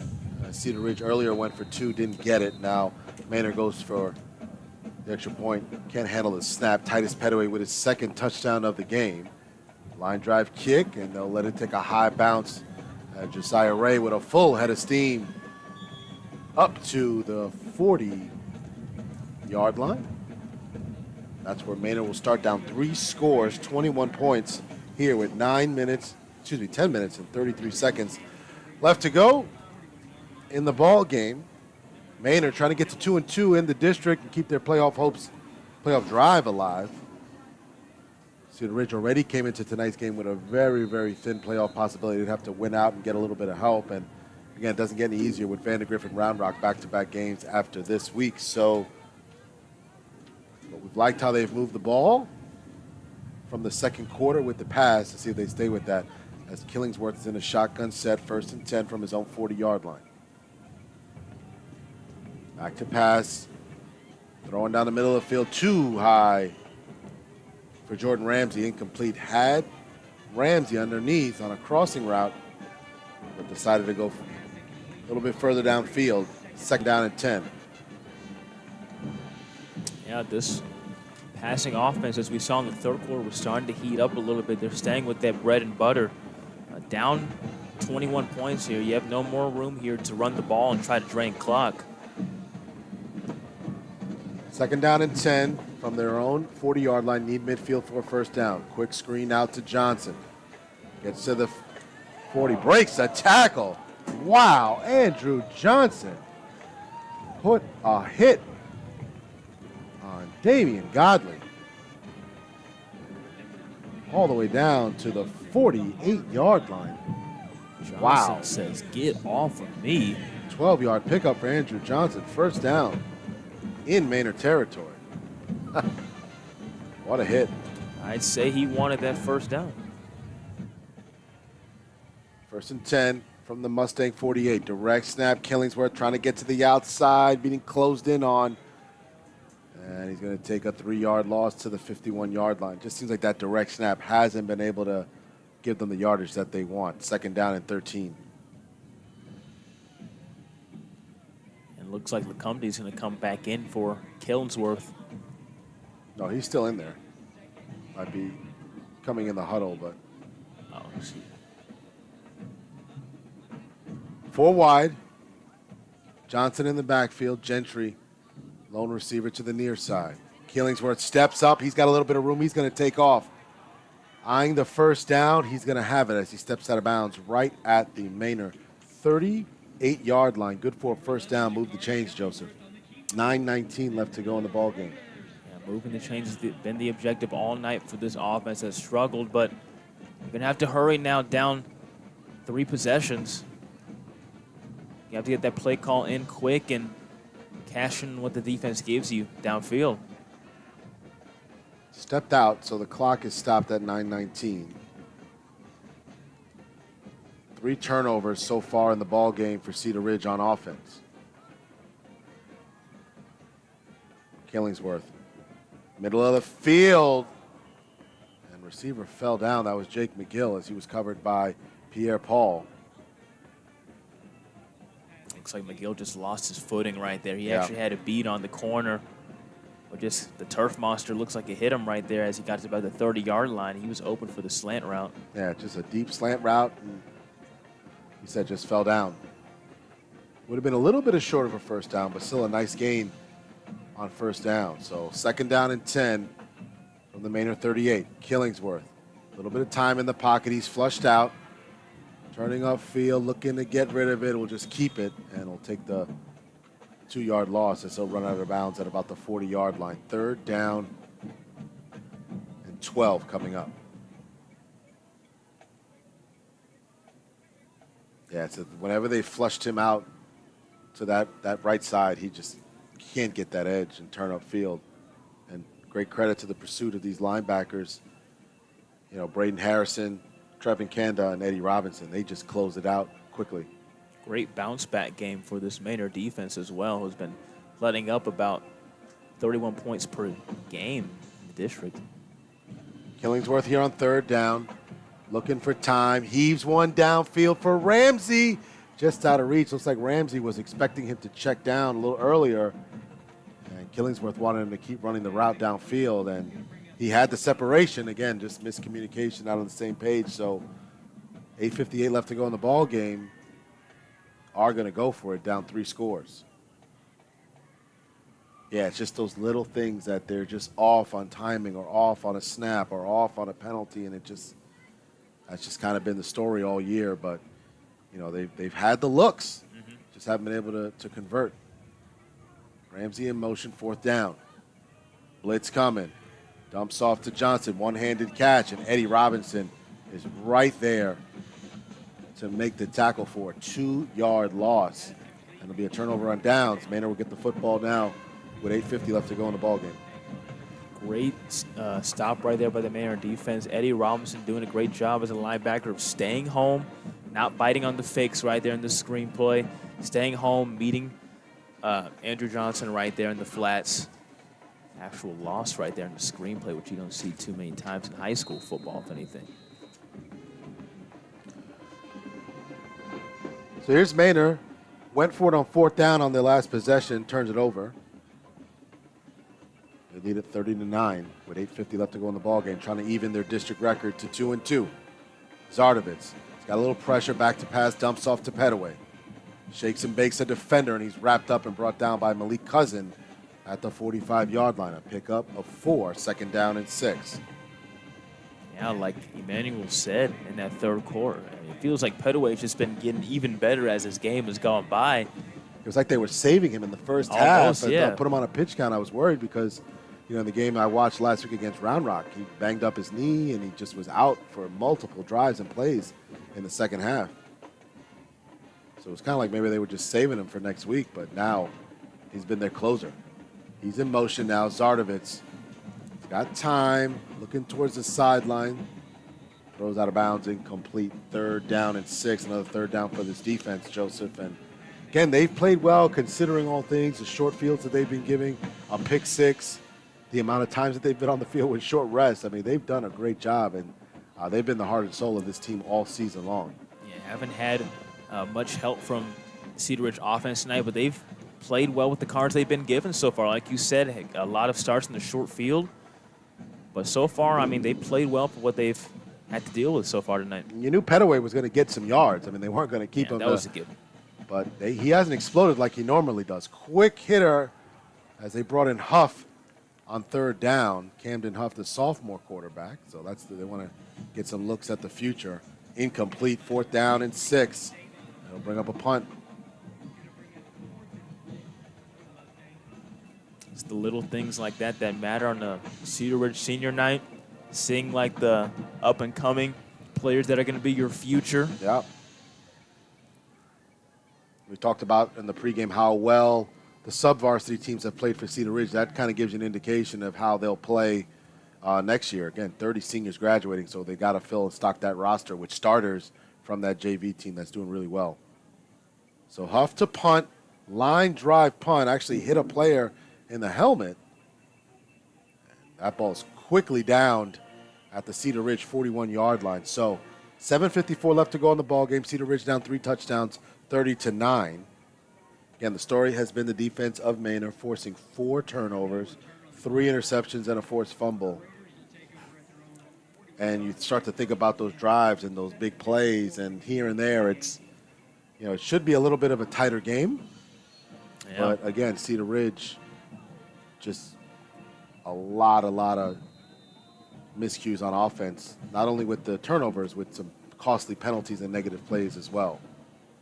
Killingsworth, pump fakes, got plenty of time, fires one down the field. That ball's caught by Jordan Ramsey at the 20, breaks a tackle to the 10-yard line. Jordan Ramsey with a 59-yard pickup, 1st and goal for the Cedar Ridge Raiders. Big-time cash drop bucket right there, and the red zone to put Cedar Ridge right there in the red zone. So 1st and 10 from the 11 instead of 1st and goal. A 58-yard connection. Jakari Killingsworth to Jordan Ramsey. We've been waiting for that all day. They've just been just off, a little bit too strong, a little bit too short. And Jakari Killingsworth staying in the pocket and delivering a beautiful football. 1st and 10. Throws in the corner of the end zone. That ball is caught by Ramsey again for a touchdown. Not done yet. So here we go, Alan. Here we go yet again. Cut the lead in half. Jordan Ramsey, 2nd touchdown of the game. It's 30-15, extra point ensuing. Sometimes you just gotta look for your playmakers, and we've seen Jordan Ramsey and Junior Gentry all season long come up with big catches for this offense, and no different on that drive. A quick drive. Hamilton. Kick is good. 30-16. 2 touchdown game. 7-17. And Joseph, Cedar Ridge. 3 timeouts left.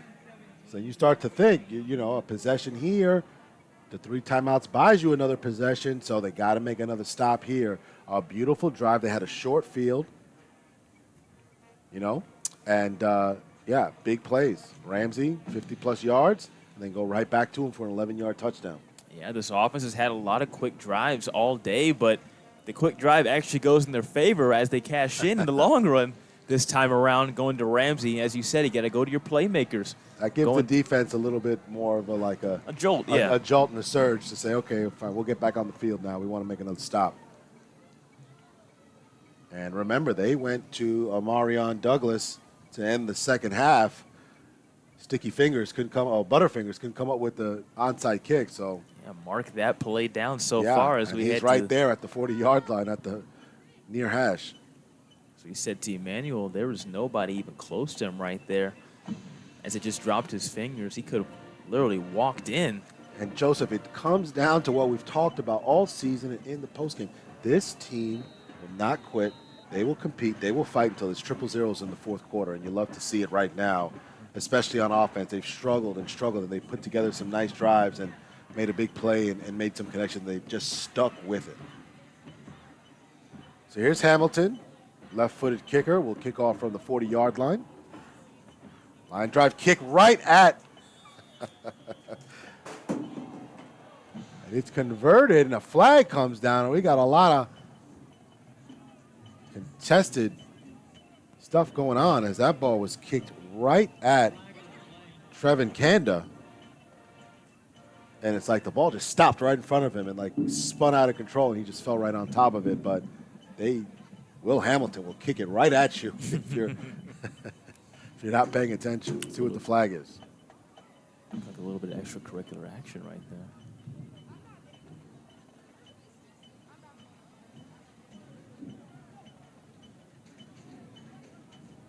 That penalty is bigger than it looks. The unsportsmanlike conduct penalty right there by Manor.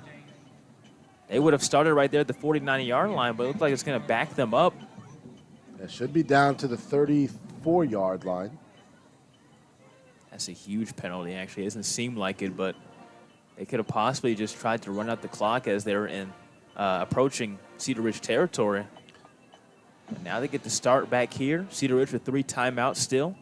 Defense has an opportunity to get a stop and get the ball back to their offense. And we've seen Zardovis. They've been wanting to throw the football, and, that stops the clock too. So see if they stay on the ground with Petaway, and he's been tough to tackle, but they haven't been tackling him on every play.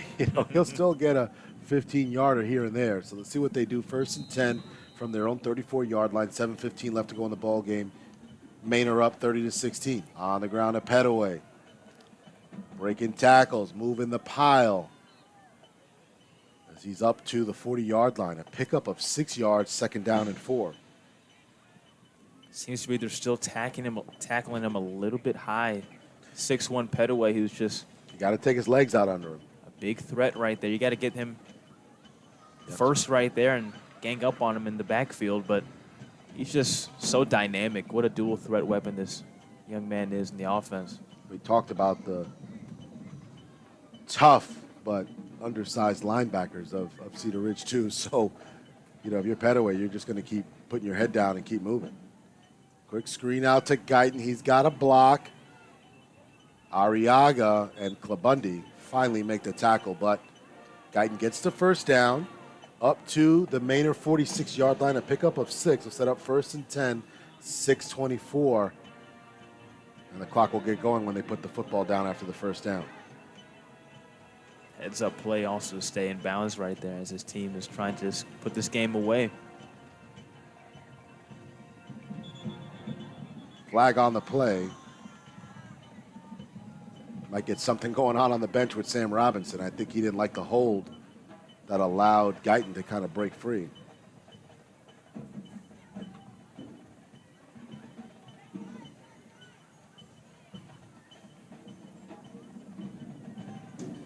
Yeah, so sideline penalty. Sam Robinson was not happy, and you saw it on the previous play before. Screen pass out to Guyton, and it looks like there was a hold by the other receiver, Lewis, that allowed Guyton to kind of break free and get a big gain in the 1st down. So, he's letting him have it. He's letting the line judge have it right now. Still letting him have it. I don't blame him. So 1st down. That was a big penalty. Moves the ball down to the Cedar Ridge 39-yard line. 1st and 10. 6:01 left to go in the ball game. Manor with a 2-touchdown lead.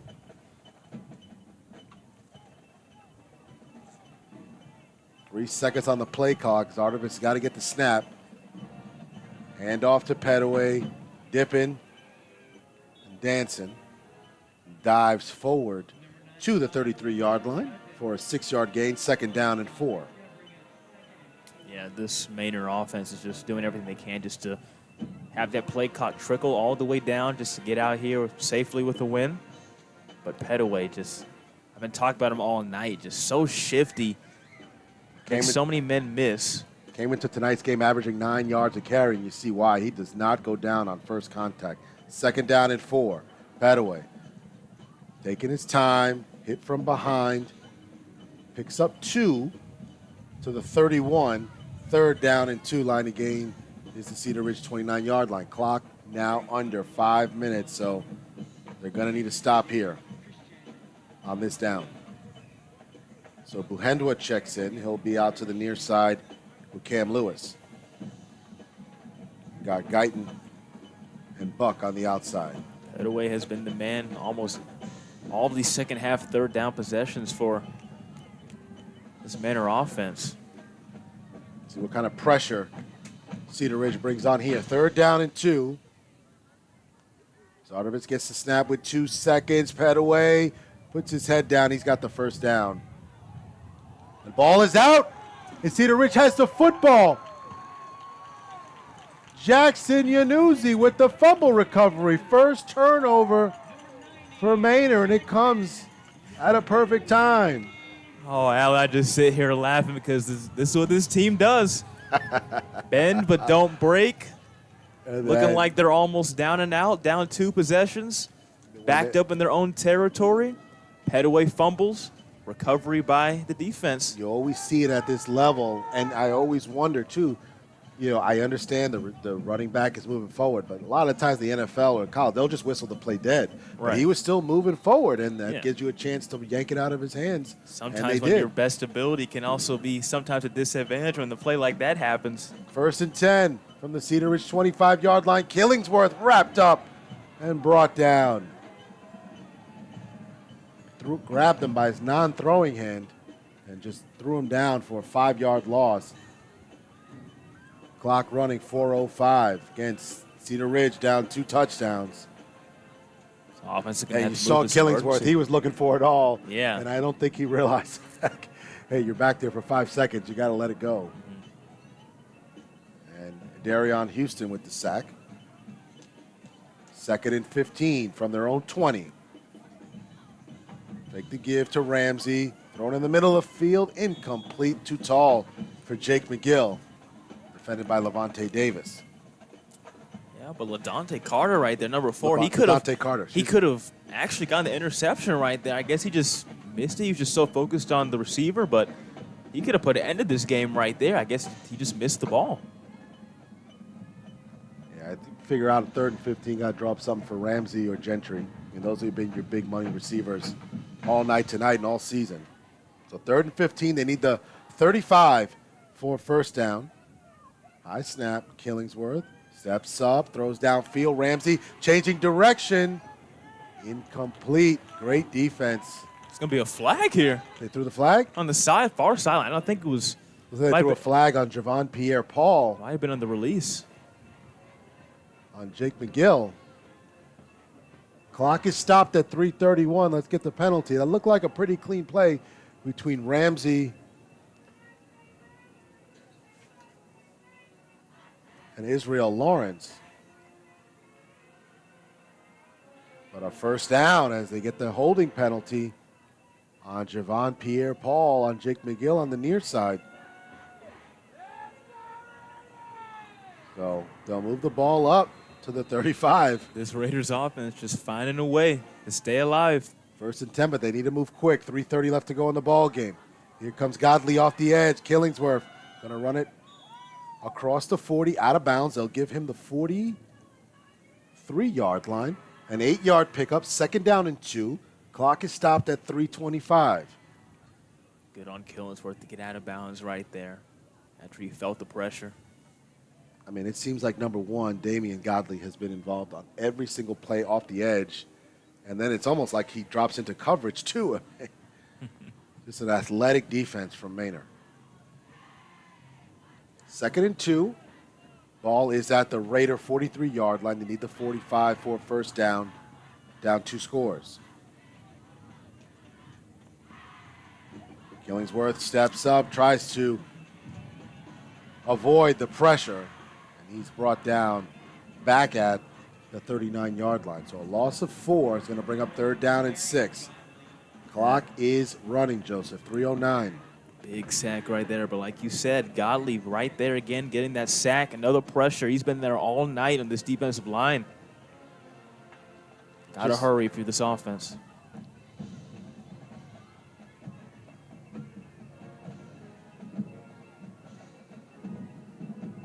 Manor staying in that zone. Flip out to Gentry. Gentry out across to the 41. He looked like he was going to throw the football. And then he just kept it, and he got across the 40 to the 41-yard line. Pickup of 2, 4th down and 5. Here's the ball game, Joseph. The Reeves-Boswell offense getting to their bag of tricks right there, and that's 3rd down. Trying to find a little bit of a miracle there by Gentry's pass to a covered receiver. That was actually a well-defended play, but big-time play right here. This is the game, Alan. 4th and 5. They need their own 45 for 1st down. Gentry in motion. Killingsworth rolls to his right. Gonna run for it. It's gonna have the 1st down. Looks for contact. Gets the 1st down across midfield. The mark came out of bounds at the Manor Mustang 46-yard line. A 15-yard pickup on 4th down. 1:58 left to go in the ball game. Again, you know what's going to be coming if they score with that onside kick. Yeah, minute 58 left here. The Cedar Ridge Raiders trying to go out with a bang on senior night, trying to get their first district win of the season. And is there a timeout? Timeout by Manor. They want to talk it over, give that defense a rest, too. They've been getting pushed back as well, and they know if they can make a stop or get a turnover here, the game is essentially over.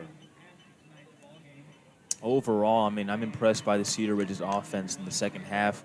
They're playing with more confidence, it seems like. At least, I should say, actually, from the end of the first half to now, because they're playing with more confidence so far. Killingsworth is the main source of that, getting the ball out quick, throwing with more confidence downfield and towards midfield. So here they come out of a timeout here. The clock is stopped, so you just have to watch that play clock to make sure you don't get any more penalties here as we near the end mark. 1st and 10. Ball's at the Mustang 46-yard line. 1:56 left to go in the ball game. Cedar Ridge, all 3 timeouts, down 2 touchdowns.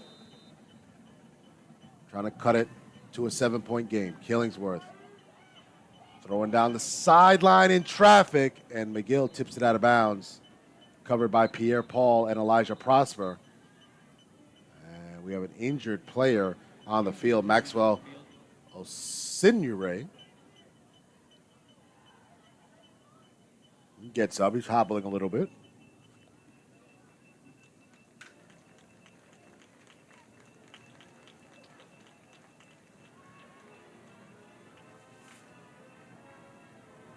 Yeah, for this offense, Justin down 2 Parker scores. checks in for him. It's time for big chunk plays here as they were trying to go downfield once again, but give this credit to this offense. They played much better in this second half. More confidence, like I said, from Killingsworth. I mean, just think of what the game would be like without 4 turnovers. Exactly right. You know, having Manor's offense starting short field and or pick almost 6, all we're those looking at a possessions. one-score game. Yeah. I mean, it's really hard to win when you turn the ball over 4 times. And then they had a turnover on downs, so essentially 5 turnovers. Right. Still in it, though. 1:50. Killingsworth. Pressure. Throws, and it's picked off by Eddie Robinson. Down the sideline. 55 yards and a touchdown. He has been a wrecking machine all night. Finally has his moment. Just last week, he had 5 total tackles, 2 tackles for loss. He's been impacting this game all night, and looks like he's going to put the final nail in the coffin tonight here at Dragon Stadium on Cedar Ridge's Cedar Night. Killingsworth really upset on the sideline. Not sure if the route was wrong or he thought there was a pass interference play, but either way, Eddie Robinson with a 55-yard pick 6, second pick 6 of the game for Manor, and goes back to what we just said. 6 turnovers, 5, and the turnover on down. So Villalba to kick the extra point, and it is good.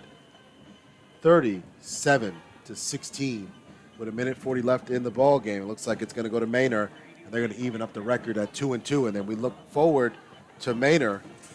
Again, next week, you get Vista Ridge at Gupton Stadium. Then you get Westwood at Kelly Reeves, and then Stony Point right here. So 3 games that they could potentially win. Excuse me, Stony Point's at home for them. So again, they have a good chance to run the table and get to 5-2 and secure that 3 seed in the district. Yeah, for sure. When you look at that 3rd and 4th spot, I think it's any man's ball game still in this district. Of course, like we've talked about earlier, Vandergrift and Round Rock are just so dominant in this district. But you look at Cedar Ridge 0-3, Manor's 1-2, Stony Point 1-2, McNeil 1-2, and then Round Rock West Point also 1-2. All these teams have a very good chance to get that 4th playoff spot in this district. So any man's ball game, you can definitely run the table if you're Manor. Great opportunity coming up with them, with the Vista Ridge and Round Rock, Westwood, and then Stony Point.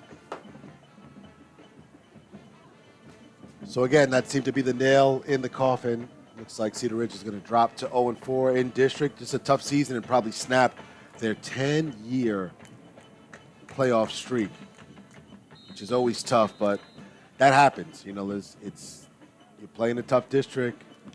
I mean, think about how big Round Rock is and all the schools in Round Rock, and that ball's picked up by Ray at the 17, up to the 30, 35. We've had some nice returns from Josiah Ray all night, but again, going back to the Cedar Ridge team and just how they split up the talent between Cedar Ridge, Stony Point, Westwood, McNeil, Round Rock.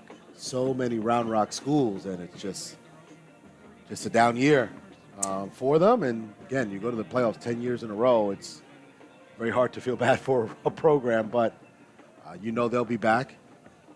Yeah, but you know what? At least they went out with a fight like we've seen these past few games. A lot of teams reflect who their coach is. And you see that with Coach Sam Robinson finding a way to win these past 10 years. They will be back for sure. I don't think this is the end of the Cedar Ridge program. And there goes a burst. We are going to have a 61-yard touchdown, as that was Michael Remafanja, his first carry of the season. One of those seniors on senior night, and he's going to remember this night for the rest of his life. 61 yards and a quick touchdown to bring it back to a 2-score game with 1:20. Michael Remafanja. Wow. We haven't called his number all year. Just like that. That's a nice average. I'm averaging 61 yards a carry. What about you? Here's Hamilton a kick. It's up. It's good. 37-23, 1:20 left to go. We'll see another one of those Will Hamilton onside kicks, but Michael Ramafianja, 61-yard touchdown. I average a touchdown a game. What do you do in your career?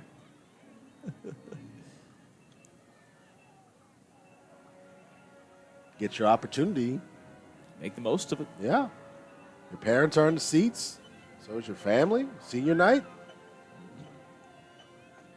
Again, what would this game look like if there were not 2 pick sixes, which is the difference in the game right now, and 3 additional turnovers? Yeah. I mean, that's the game. 2 pick sixes is the difference in the ball game right now. So it shows you that they can compete. It's just these mistakes that just always seem to set them back so far. And then these mistakes now actually led to points. 2 pick six from Elijah Prosser and Eddie Robinson. Yeah, we touched on it pretty much in the first half, but they are drive killers pretty much. When you have positive plays and you get big chunk yards in the first down and then getting backed up with a false start penalty, a holding penalty, a bad snap that backs you up 16, 17 so yards because of bad miscommunication between center and quarterback. That's what kills you in the drives. And you saw especially with the backup Max Lecompte right there, because when they got backed up deep in their own territory, he ended up throwing a pass right there, trying to gain all those yards right back, and it ended up being another turnover right there. You almost have the entire starting receivers for Manor out here on the hands team because they know how capable Will Hamilton is at hitting a bullet at someone. Kicked, bounced, Guyton clobbered by David Krause. Got a little action going on. Don't want to see this. The ball is out. He's got the football. No one has signaled it yet. The Cedar Ridge bench has signaled that they have the football. player has the football and runs it into the end zone. Lawson Bowers, junior wide receiver, special team specialist. And line judge and the referee are standing, and the umpire standing at the 40-yard line. So that's probably where the football is going to be. But what a hit by David Krause on Peyton Guyton. What a way to keep hold onto that ball right there for Peyton Guyton. Probably the best receiver on this offense for Manor. All the way back there, backed up behind the target that Will Hamilton was trying to kick the ball towards on the onside kick, but end up doing your job as they call for you in the hand team. I don't know if you ever experienced that, but it's a very difficult, stressful job right there in the late stages, Alan. So great job right there by the Manor special teams, and looks like they're about to head out here with a W. I mean, Cedar Ridge does have all 3 timeouts, so, you really can't go into victory formation yet. So a couple of first downs should do it. As Petaway in the backfield with Zardovitz. 1st and 10, a minute 19 left to go. Hand off to Petaway. Looking for yardage, still moving the pile as he gets across midfield down to the Raider 49-yard line, a pickup of 9 yards. And it looks like Sam Robinson is just going to let this run out.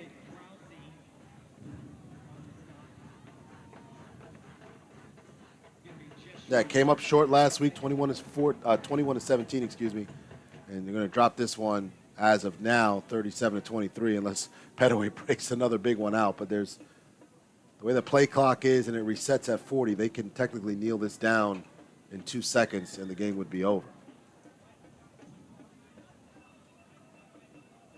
Yeah, 38 seconds. Zardovitz, hands off. Petaway breaks to the outside. Still going, goes backwards. And they'll give him forward progress for a first down, but there's 24 seconds. Play clock is reset at 40, so that should do it, unless Manor is looking for a little bit extra, but no need to expose your star running back, and he's walking off the field a little bit hobbled, too. Ooh, better to have.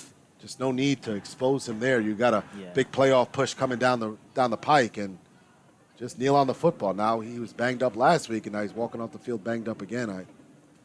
Sometimes you just wonder. It seems so simple, and it just doesn't come out that way. Well, what a game. Sam Robinson is conceding the game to you. He's not calling his timeouts. The play clock is reset at 40 seconds. There's no need to run that play, and now you got Petaway banged up. You have a chance to make the playoffs. I just don't get it, but that's another story for another day. 37-23, your final.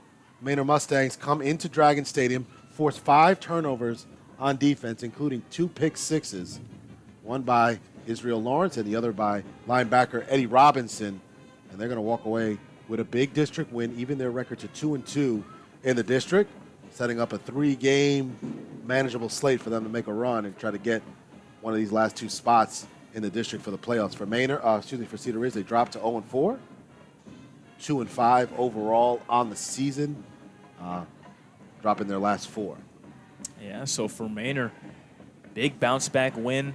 2-game losing streak coming into this ball game, coming to Dragon Stadium on Cedar Ridge's senior night, losing 13-42 last week against Round Rock. But what a performance, like you said, from this defense. 5 turnovers, 2 pick sixes. Like we said, this defense can give up some points, but they do know how to get turnovers. They know how to force fumbles and get interceptions. Great performance from this team to get back on the winning track. Still trying to vie for a final playoff spot. We talked earlier in the game, we thought, based on our conversation with Sam Robinson, we thought we'd see a little bit more of Max LeCompte, but, what a gutty performance by Jacarly Killingsworth. He had a couple of turnovers, but, he just battled with them every single drive, trying to take them down the field, play action, rolling out. Just would not give up tonight, and it's tough that it's going to go down as a loss for him and a pick six, but he played hard, and that's what you want to see from any coach. He never gave up. He didn't pack it in. He was looking for receivers, had some really brilliant spots with the big touchdown to Ramsey earlier in the game, the big pass to Ramsey, some big first down runs. He played his heart out, and that's all you can ask for. And same thing with this defense. Big hits all over between the linebackers and, Baron Robinson playing with a club on his hand, so you know what that means, right? So, just a tough, gutty performance. Malik Cousin as usual, Nuzi, Colis. It's just, even though they've come up short so many times in the last few weeks, you just love to watch them play because you know they're never going to pack it in, Emmanuel. They're going to keep fighting all the way, and that's a reflection of this program, of this community, and their head coach, Sam Robinson. Yeah, definitely. They've fought tooth and nail every single game that we've been here for. So, like you said, it's a tough one to drop. It's not one that you want to drop, obviously, especially with the kind of ups and downs that you had throughout the entire game. But I think one thing that you take pride in is that you never just laid down and took anything. You fought until the bitter end, like you said, until there's 000s on the clock. I think this is going to be, like you said, it's a reflection of the coaching staff, the program that they have, the culture that they have, and how much they believe in the program and the message that they send to each other. Yeah, absolutely. Couldn't have said it better. So next week doesn't get any easier. You got a Vandergrift team that, is averaging in the 40s. Right. Got a bunch of D1 players, quarterback going to Louisville, left tackle going to Michigan. So it's going to be a tough uphill sled. But again, they're going to be ready. They're going to have their chin straps on, and they're going to fight, and they're going to go up to Monroe Stadium and, give it their best for 48 minutes. And, we'll see how it turns out. But tough loss here tonight. Again, offense, 5 turnovers. Really tough to overcome that, including 2 pick sixes. So Manor wins the game by 2 touchdowns, 37-23. For Joseph Duffy, Emmanuel Ramirez, I am Alan Cepeda. Have a wonderful night and a wonderful weekend. Manor wins this one 37-23. We'll see you next week on the iHSFAN Webcast Network. Good night.